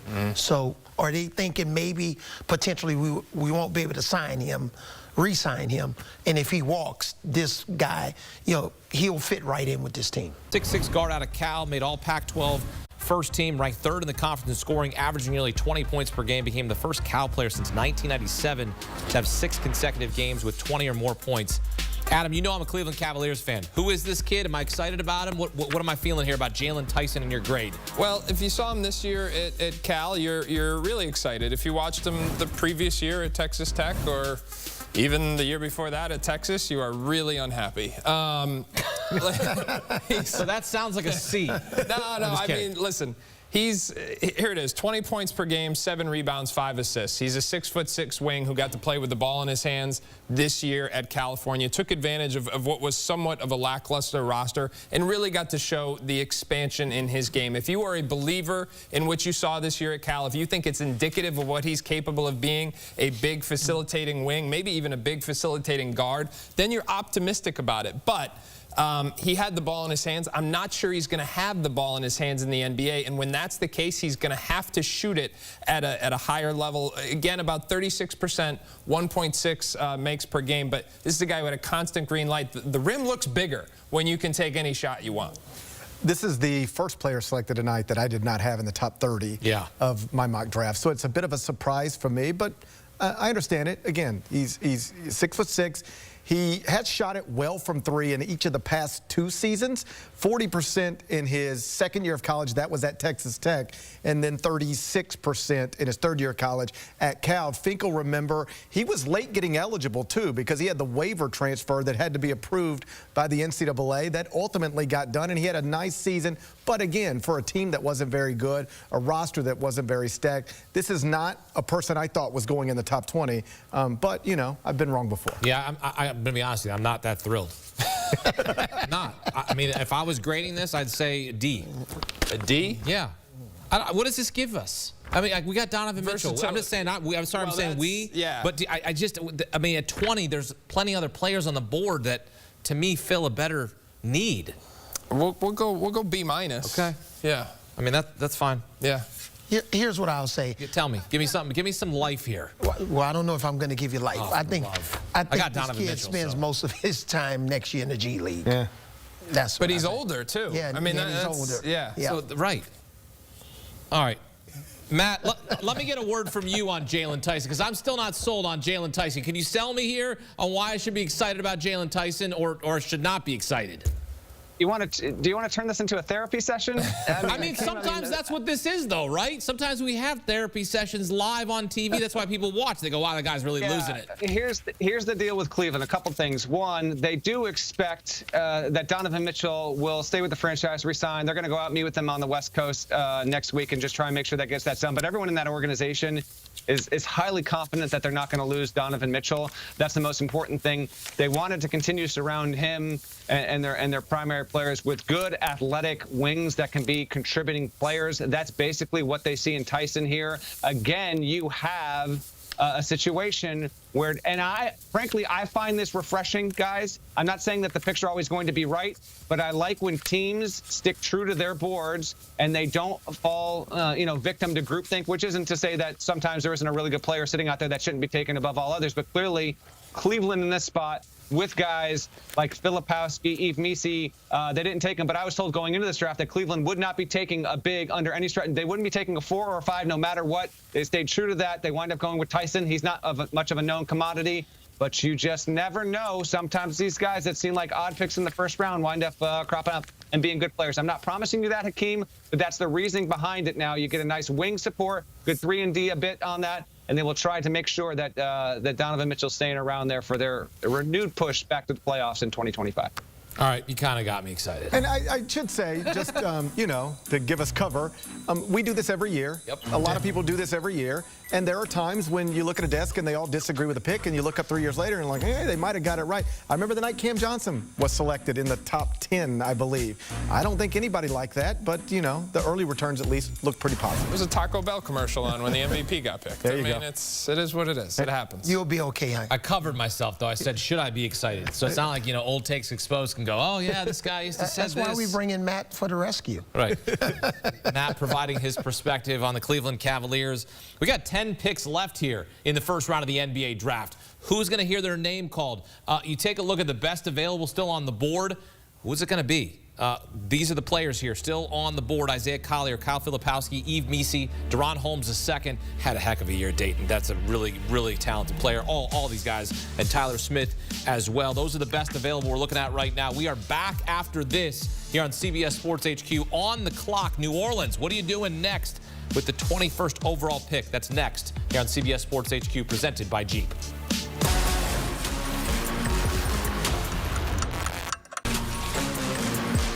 Back here on CBS Sports HQ, presented by Jeep. Yves Missi can jump out of the gym. 7 foot, 235-pound center out of Baylor, made the Big 12 All-Freshman and All-Defensive team.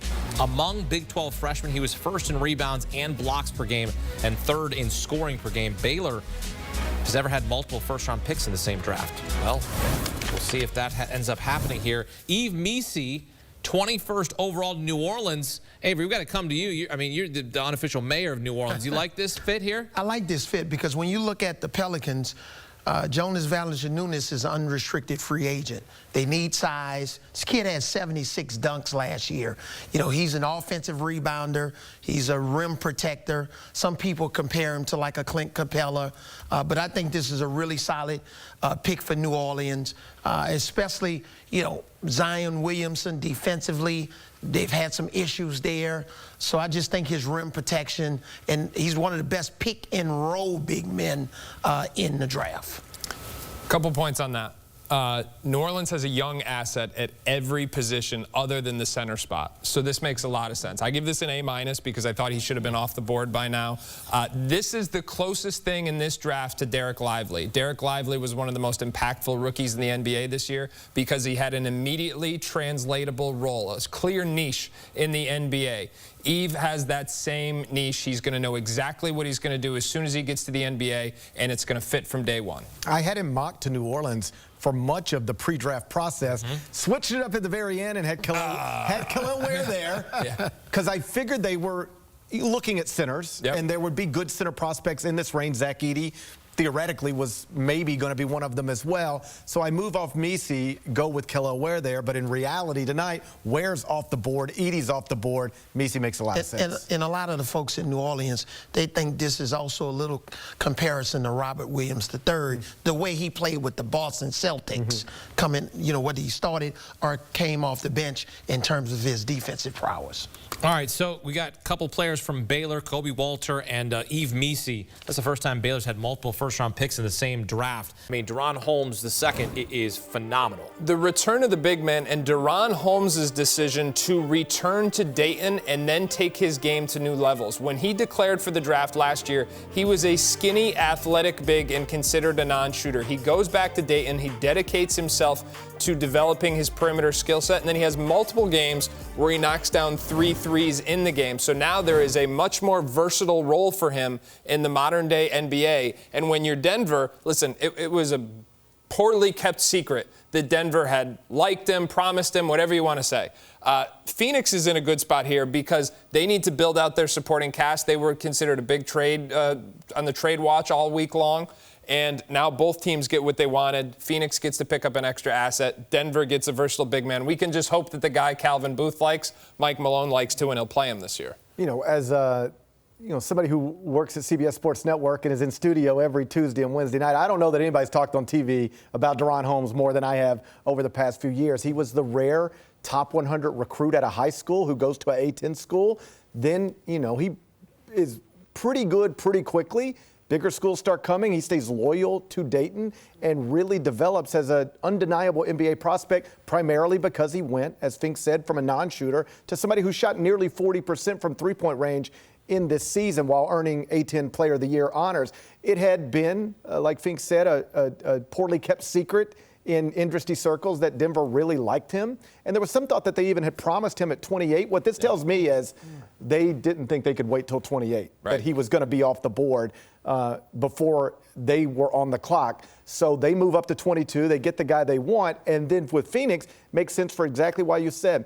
They've got so much money tied up in Kevin Durant and Devin Booker and Bradley Beal. They've got to fill out a roster with not just players, but inexpensive players. You know where you find them? In the second round of drafts. All right, the 23rd pick is in. The Milwaukee Bucks have selected this young man, A.J. Johnson, 6'4" guard from California who played in Australia this past season. He averaged just 2.9 points per game in 26 games in the NBL last season. Going to play alongside Giannis in Milwaukee, Adam. Your grade for this is what? Yeah, this is a C+. And it's a big swing. It's a big swing that could work out. Let me be clear about that. I don't think this is too big of a stretch as a potential first-round talent.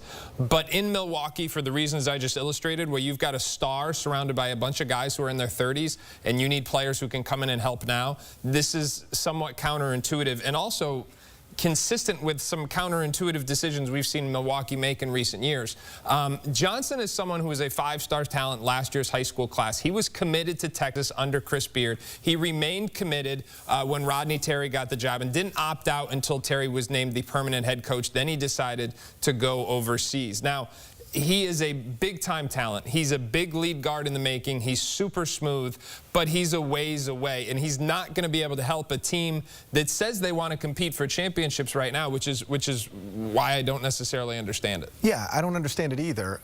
It's not that A.J. Johnson isn't talented. Obviously, he is. But if you're Giannis or Dame or a member of that Milwaukee organization and you just watched the Celtics win the championship pretty convincingly, and you just watched the Knicks go out and get better yesterday, this is what you do with your first-round pick?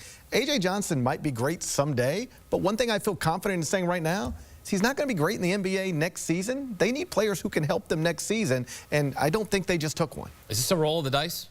This is a roll of major dice. Yeah. I didn't see this coming, and I should be biased towards the kid. His name is actually A.J. Johnson. but in terms of fit, what Fink talked about earlier, Baylor Shireman, I've had a couple of his games, at Creighton. I thought that would have been a good fit. Gary and I talked about Filipowski. Known quantity, when guys are at this stage of their career, when you're trying to beat the Celtics, you don't have 3 and 4 years to try to wait on a guy. I thought maybe they should have gone with a little bit more of an experienced player. His first name is Akeem, so maybe I should be on board with him. Akeem, my son works? Yes, he does. He works for the Milwaukee Bucks now. And the New York Knicks working on a trade with the Washington Wizards. We've got the details next here on The Clock on CBS Sports HQ, presented by Jeep. Stay with us.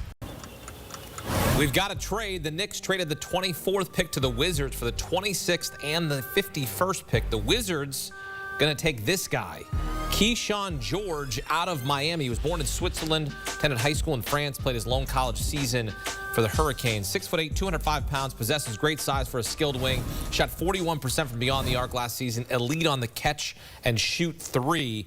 And so the Wizards have now drafted Alex Sarr, Bub Carrington, and Keyshawn George.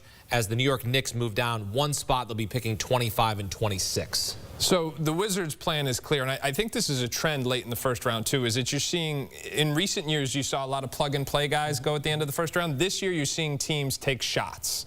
They're trying to find the guys. They're back to taking upside plays, and that's what the Wizards have done, really, with all 3 picks. And this latest pick is a late bloomer who is really sprouted up late. He's really smooth, and he can shoot the ball. So there are high upside outcomes, but here's the thing that concerns me. He's never produced, never at all. And we're talking about 7 points per game on a bad Miami team that was dysfunctional at times, quite frankly. I mean, he couldn't even be a standout in that setting. We're not talking about a guy who played on a winning team and contributed with 7 points per game. So, again, this is a bet in upside, and this is more of an idea than it is a ready player. But in Washington, they've got time to develop him. Tell me if you notice any pattern here. Like you mentioned, late bloomer. Carrington also late bloomer. Yeah. Guards with size who can theoretically shoot the ball from the perimeter. That might be what they're looking for. And this is where I think your current circumstances dictate the way I feel about what you're doing in this range of the draft. With Milwaukee, I don't like them taking a swing on a high upside guy because I want you trying to win the East next year and theoretically getting somebody who can help you next season. Your Washington, they're a long ways away from being anything. Makes more sense for them. It makes more sense for them to do things like this. And teams like Washington, guys, let's call it what it is. They're not going to make the playoffs for the next 2 years. Sure. All right? I can predict that very They're 2 years away from being 2 years away. Right. Yeah. Right. So this is one of those moves. This guy, you know, when you look at Keyshawn George, he's basically Evan Turner with a little bit of a better jump shot. You know, he only had 3 dunks last year, so he's not very athletic. But he's a big guard, similar to like a Kyle Anderson, that type of size. He came on a little bit at the end of the year, but again, he just only averaged 7.7 points a game. It's not like he was on that Miami team that went to the Final Four 2 years ago. So we'll see. I just think they're taking a shot here, and probably they see something that a lot of people just don't see in terms of the upside of this young man. They missed the playoffs for a 3rd straight season this past year. To me, the Washington Wizards are an in-the-way team.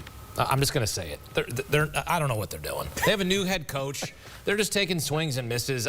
Look, I covered that team for 5 seasons in Washington, D.C. They had a great roster there. I'm not really sure what they're doing right now. I'm just getting from a fan's perspective, I don't really know what that team is. I don't know what their identity is. You are taking fed up with Cleveland? You're fed up with Washington? You know, I mean, somebody's got to give D-minuses on here on this set, you know? The host has turned into the grade giver. With the 25th pick, the New York Knicks are selecting. For the rest of the night, you're getting us in and out of breaks. You're doing the grades. Let's mix this up a little bit. All right, what are the Knicks doing here? You need some coffee. No, I don't. I just want to be realistic. Why are you because so mad, man? some of these players, like I see the players on the board, and I'm just like, why not take this guy to help? And I get it. Like there's don't need. win. They just thank. See? They don't want to win right now, but they don't. That's roster building in the NBA. I know. That you'd rather be bad than mediocre. I know. That's the way it works. But then what? You're getting rewarded with guys that are with you're higher taking draft swing and picks. misses, though, right? Well, we don't know if it's a miss. We don't know that they're swing and misses yet. Right now, they're just swings. The whole is it a hit or a miss? That comes later. I feel like when I hang up this draft order in the newsroom, which I also like called the resource room, I feel like I'm going to look down and go, who did Milwaukee take? Oh, that guy doesn't even play. Like that's what I feel like is going to happen. AJ, right? You got You're right. I'm just saying. You got a lot of G League players. That's right. I'm going to look on them and go, this guy. Oh, is that guy? No, he's not even playing. And sometimes it works out. Last year, the Mavericks benched their entire starters for the last 2 regular season games. That led to Derek Lively. It worked out pretty good. And in fairness, just in the context of this conversation, you know what Derek Lively was? A big swing. You know, I mean, I know he was a heralded high school prospect, but he wasn't the most productive guy at Duke in that 1 year of college, but they saw that he could do some things really, really well, and that worked out okay. All right, what are we doing here with the Knicks? They got back-to-back picks. What do you want to see from them, Adam Finkelstein? Because this is a big spot for them. They acquire Mikal Bridges. They re-sign OG Anunoby. This is a roster that's ready to win right now. And this is a team that had accumulated a ton of draft assets, and they gave up a lot of them last night. They did. So I think what you've seen them do is they had 24. They moved off it. They're trying to replenish their draft assets, and that is good management there. So we're going to assume that they have a certain player that they've targeted at now 25 that they knew they were going to be able to get and still trade off the pick. That's smart as they replenish those assets. But again, this is a team now, the Villanova Knicks. They're going all in on Jalen Brunson being their primary star. They've got Mikal Bridges, who's going to be apparently the number 2 guy. OG Anunoby's back. We think they're going to lose one of those 2 centers, whether it's not being able to sign Hartenstein or making a move to allow him to be the starting center. But things are shaping up there for this team. And I think what you're seeing them do is, like I said, just trying to replenish their draft assets as best they can because they spent a lot of draft capital in last night's move. When we return, the Knicks pick is in. Here we go. What are they going to do at 24 and 25, excuse me, 25 and 26? The first pick is in here of their back-to-back picks. We're back to break it down here on CBS Sports HQ, presented by Jeep.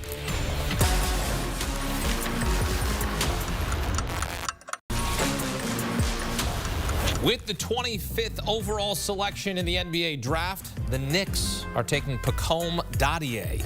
Spent this past season in Germany's top pro league, 6'7", 187 pounds, averaged 6.8 points per game in 32 games.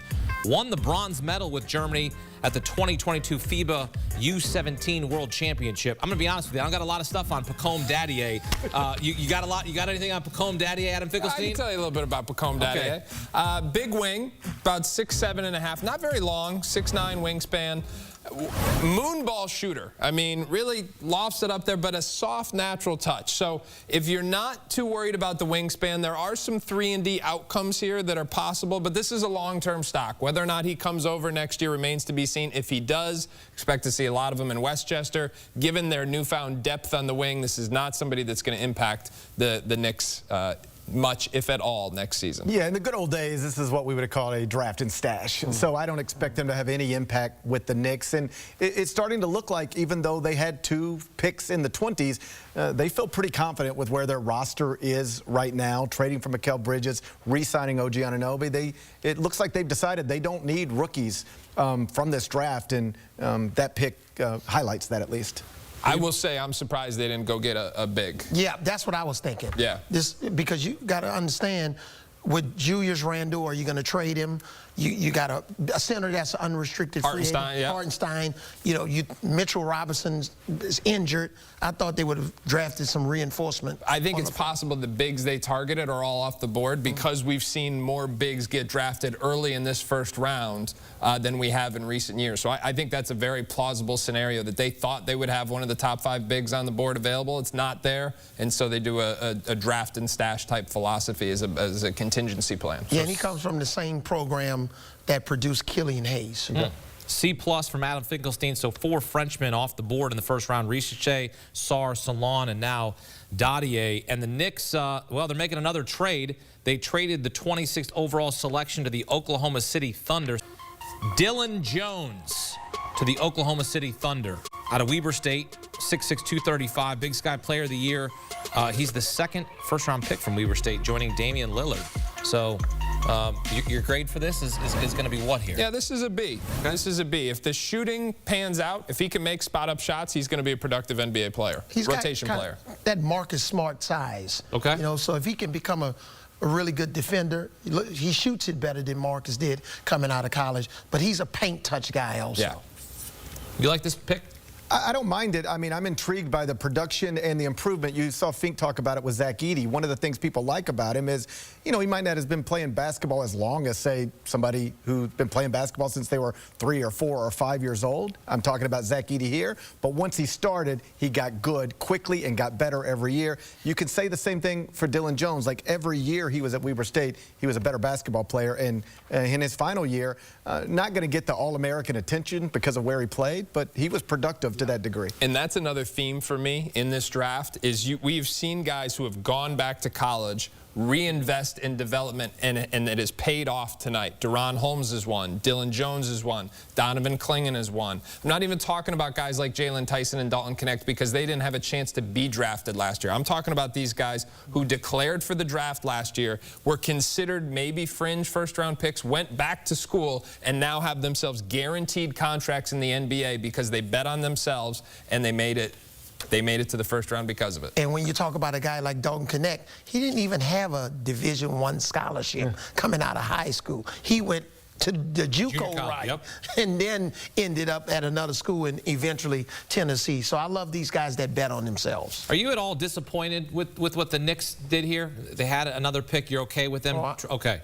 You're good. Well, I thought that there was a real opportunity for them to add, older players like what the Lakers did, like what other franchises have done. If you're trying to win now, I mean, Terrence Shannon is available in this draft. He's somebody who I think could help somebody as a rookie next year. The idea that they just passed on all of that despite starting the day with 2 picks in the 20s little surprising. Not surprised they moved off one of them, but I am surprised that they didn't take a single player in the first round who projects as somebody who could help them next year. I think the Knicks are still a little hungover because of what happens in the last 24 hours. They might not even know this is happening today. Hey, you re-sign your starting forward, you trade for Mikal Bridges. They've had a pretty good 24 hours. Yeah, they're like, hey, just take whoever you want. You know what they got for that Dillon Jones pick? They got 5 second-round picks. That's right. So we talked about that all those draft assets that OKC had acquired. We talked about all that New York sent out last night. Well, they're not first-round picks, but they're at least getting some bites at the apple in coming years. And with second-round picks, like, they're more valuable today than maybe ever, because not to get too into the weeds, but with the second apron and stuff, once you start paying 2 or 3 guys, you got to fill out your roster with small contract guys, and you can get them in the second round. That's something we talked about with Phoenix, too. And the price differential is no different. You pay the 59th pick the same as you do the 31st, so you're not locked in there at all. And guys, remember a young man that played for me at Alabama, Herb Jones, got drafted in the second round. I think he broke the record for salary for a second round. You know who else got drafted in the second round? Jalen Brunson. There you go. Right. You can get some value. Well, if they can find another one of those, they'll be in good shape. They both are lefties. Nikola Jokic was drafted in the second round. So there's always some gems in the second round. Back here on CBS Sports HQ, presented by Jeep with the 27th overall selection in the NBA draft. The Minnesota Timberwolves taking Terrence Shannon Jr., third in Division I in points per game last season with 23 points. Earlier this month, he was found not guilty of rape and sexual battery charges. Last season, he was suspended by Illinois while facing those charges, missing 6 games before an injunction allowed him to back on the floor to play. Shannon Jr. set the Illinois single-season scoring record with 736 points. Terrence Shannon Jr., 27th overall to Minnesota. Your grade is what? I think this is a B+. Was one of the best players in college basketball next year. Going to have to adapt to a different role. He had complete freedom at Illinois this year. Explosive downhill playmaker, big-time athlete, made significant strides with his shooting, and obviously at Minnesota, going to have to learn to play off other people, including Anthony Edwards. The jumper's really going to have to hold up. But when you start to think about who could give them an offensive burst in that second unit, Terrence Shannon is someone, and simply put, we've seen a lot of guys be drafted here that aren't NBA players necessarily next season. Terrence Shannon's an NBA player. Yeah, he's plug and play. You know, we were just talking about him a few minutes ago as somebody I thought the Knicks should have prioritized maybe in the mid-20s, because he's going to help in Minnesota, I think, a good team be better next season. Obviously, he spent much of this season with a cloud hanging over him. He was, as you mentioned, facing a rape charge in Kansas. But he was not only found not guilty of that, he was found not guilty after a trial in which no evidence came out that could be considered negative against him. My point being this: sometimes people are found not guilty, but there are things that come out during the trial and you're like, ugh, I don't know about that. There really was none of that with Terrence Shannon. So when I talk to NBA evaluators about him post-verdict, they said, we're evaluating him as a basketball player and as a person. With whatever happened or did not happen in Kansas, it's kind of a moot point at this point. Again, the not guilty verdict was a terrific thing to get wrapped up before the draft, but the fact that the trial was very public and nothing negative really came out, that was also helpful to Terrence Shannon's NBA draft stock. He's joining a veteran-laden squad in Minnesota. We saw them in the playoffs. We saw Anthony Edwards become a superstar, Mike Conley. You saw, I mean, this team is loaded, right? Karl-Anthony Towns. This is a really good roster that he's joining in Minnesota. Yeah, and I had this kid twice in the NCAA tournament. He's a professional scorer. This kid knows, Terrence Shannon Jr. knows how to score the basketball at all 3 levels. He has a serious motor, especially in transition. I compare him a little bit to Kelly Oubre when Kelly played at Kansas, both left-handed players. But he's got deeper range than Kelly. But I think he's going to fit in nicely with Minnesota, again with Rob Dillingham. Just think now, they've significantly improved their bench. You have to gain 1 or 2 more victories. You know, a couple of times Minnesota had droughts, especially when Anthony Edwards wasn't in the game. He can keep this team going offensively. I think this is a steal. I'm going to go A- on this. Wow. I'm going A-. A-. Hey, Matt, you want to give a grade out here? Terrence Shannon Jr. headed to the Minnesota Timberwolves. Avery and I are on the same page. I would also go A- here. What's interesting with Terrence Shannon Jr. is, in talking to a few NBA sources over the past 3 or 4 days, the feedback I got was that there was kind of an anticipatory level that he would go in the first round. You didn't necessarily see that reflected in mock drafts, but in NBA circles, it was thought he would actually bump up in the first round. I'm not surprised to see that here. I think it is a wonderful fit. Terrence Shannon Jr. started his career as a high-level defender. It tailed off in times at Illinois. Be interested to see if he taps back into that now that he's going to the pros, and if he can turn into a player that what I think will actually be the case. I think Terrence Shannon Jr. will be among the 10 to 12 best players from this draft when we look up 5, 6, 7 years from now.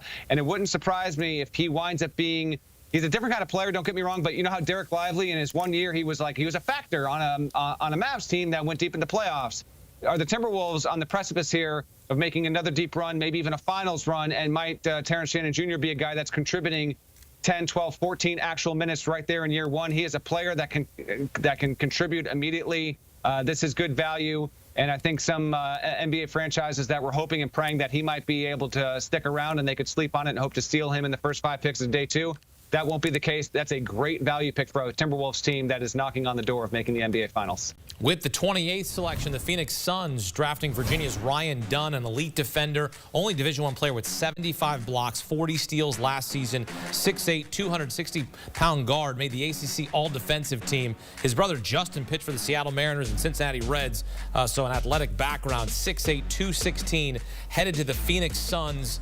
Adam, what do you think about this one? What's your grade for Ryan Dunn headed to Phoenix? This is one of the best defensive players in college basketball last year. He is a explosive athlete who didn't get to show it all because Virginia played so slow. He's also a very good cutter. So in that Phoenix system where you've got so many shooters and scorers, I think he's going to be able to weaponize that ability. The key, and I don't mean to sound like a broken record here, is the shooting. But with him, it's going to be a wild ride because the shot is pretty far away. If he can get to the point where opposing defenses just have to respect him as an open spot-up shooter. I mean, just stand in the corner with your feet set, and if they throw it to you, prove that you can make 1 out of 3. That's it.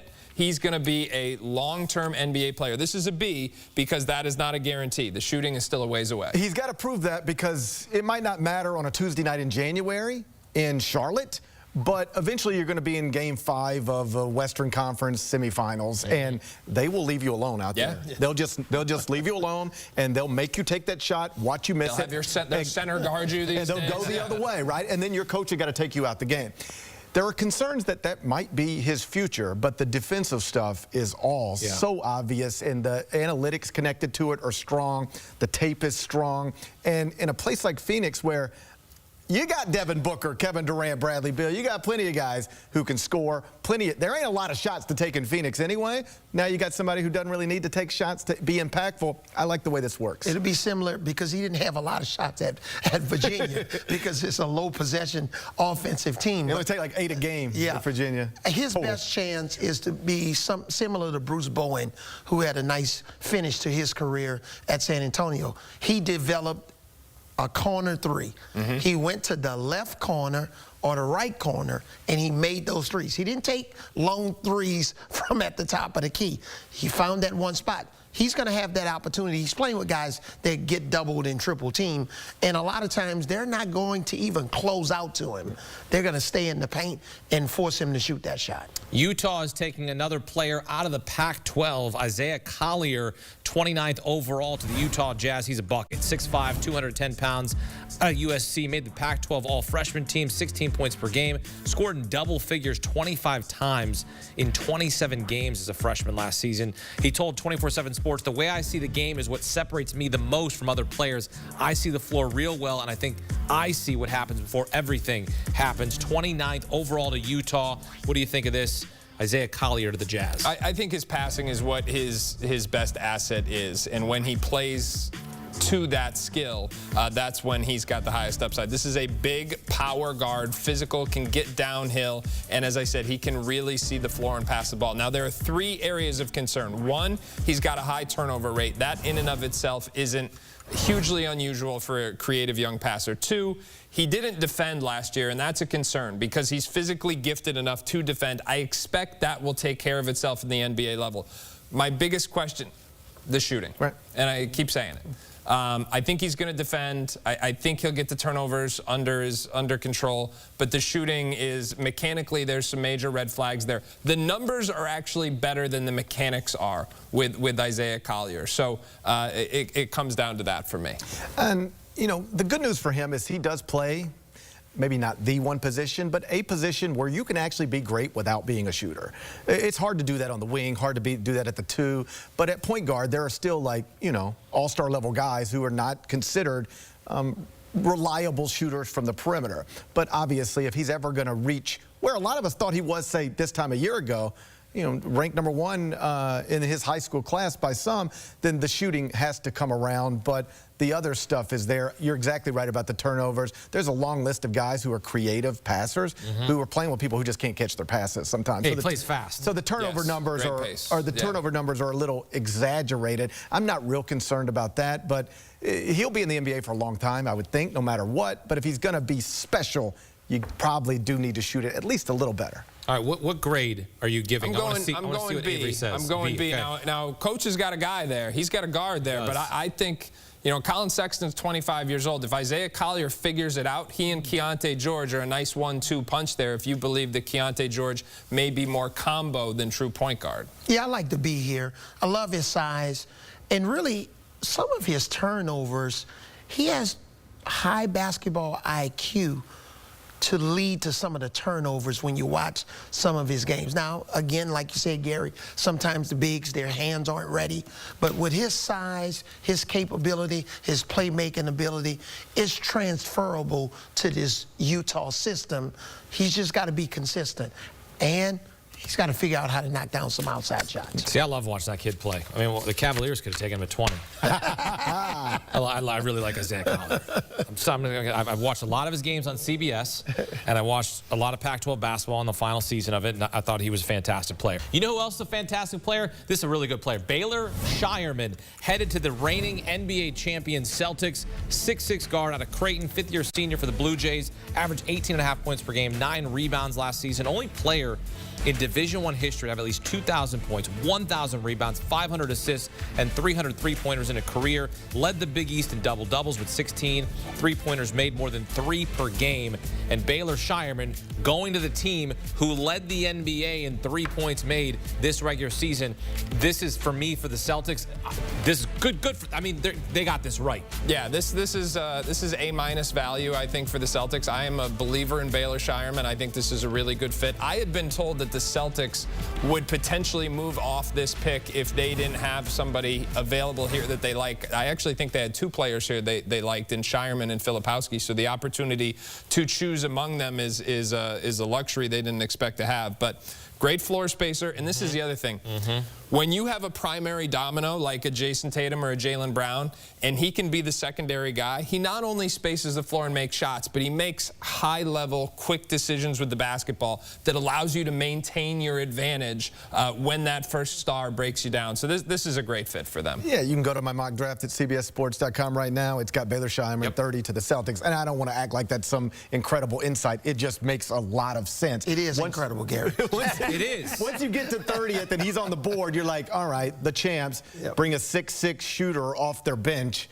Like, that makes a lot of sense. He's ready to help next year if you need him, but they're so gifted they might not need him right now. It's just, this is a, you know, rich get richer type of thing. Exactly. When he's going to, I mean, are you going to put him on the floor with Kristaps Porzingis? Because that feels like a mismatch when you have both those guys on the floor. This kid turns 24 in September. Right. So he's an older player, he's a mature player.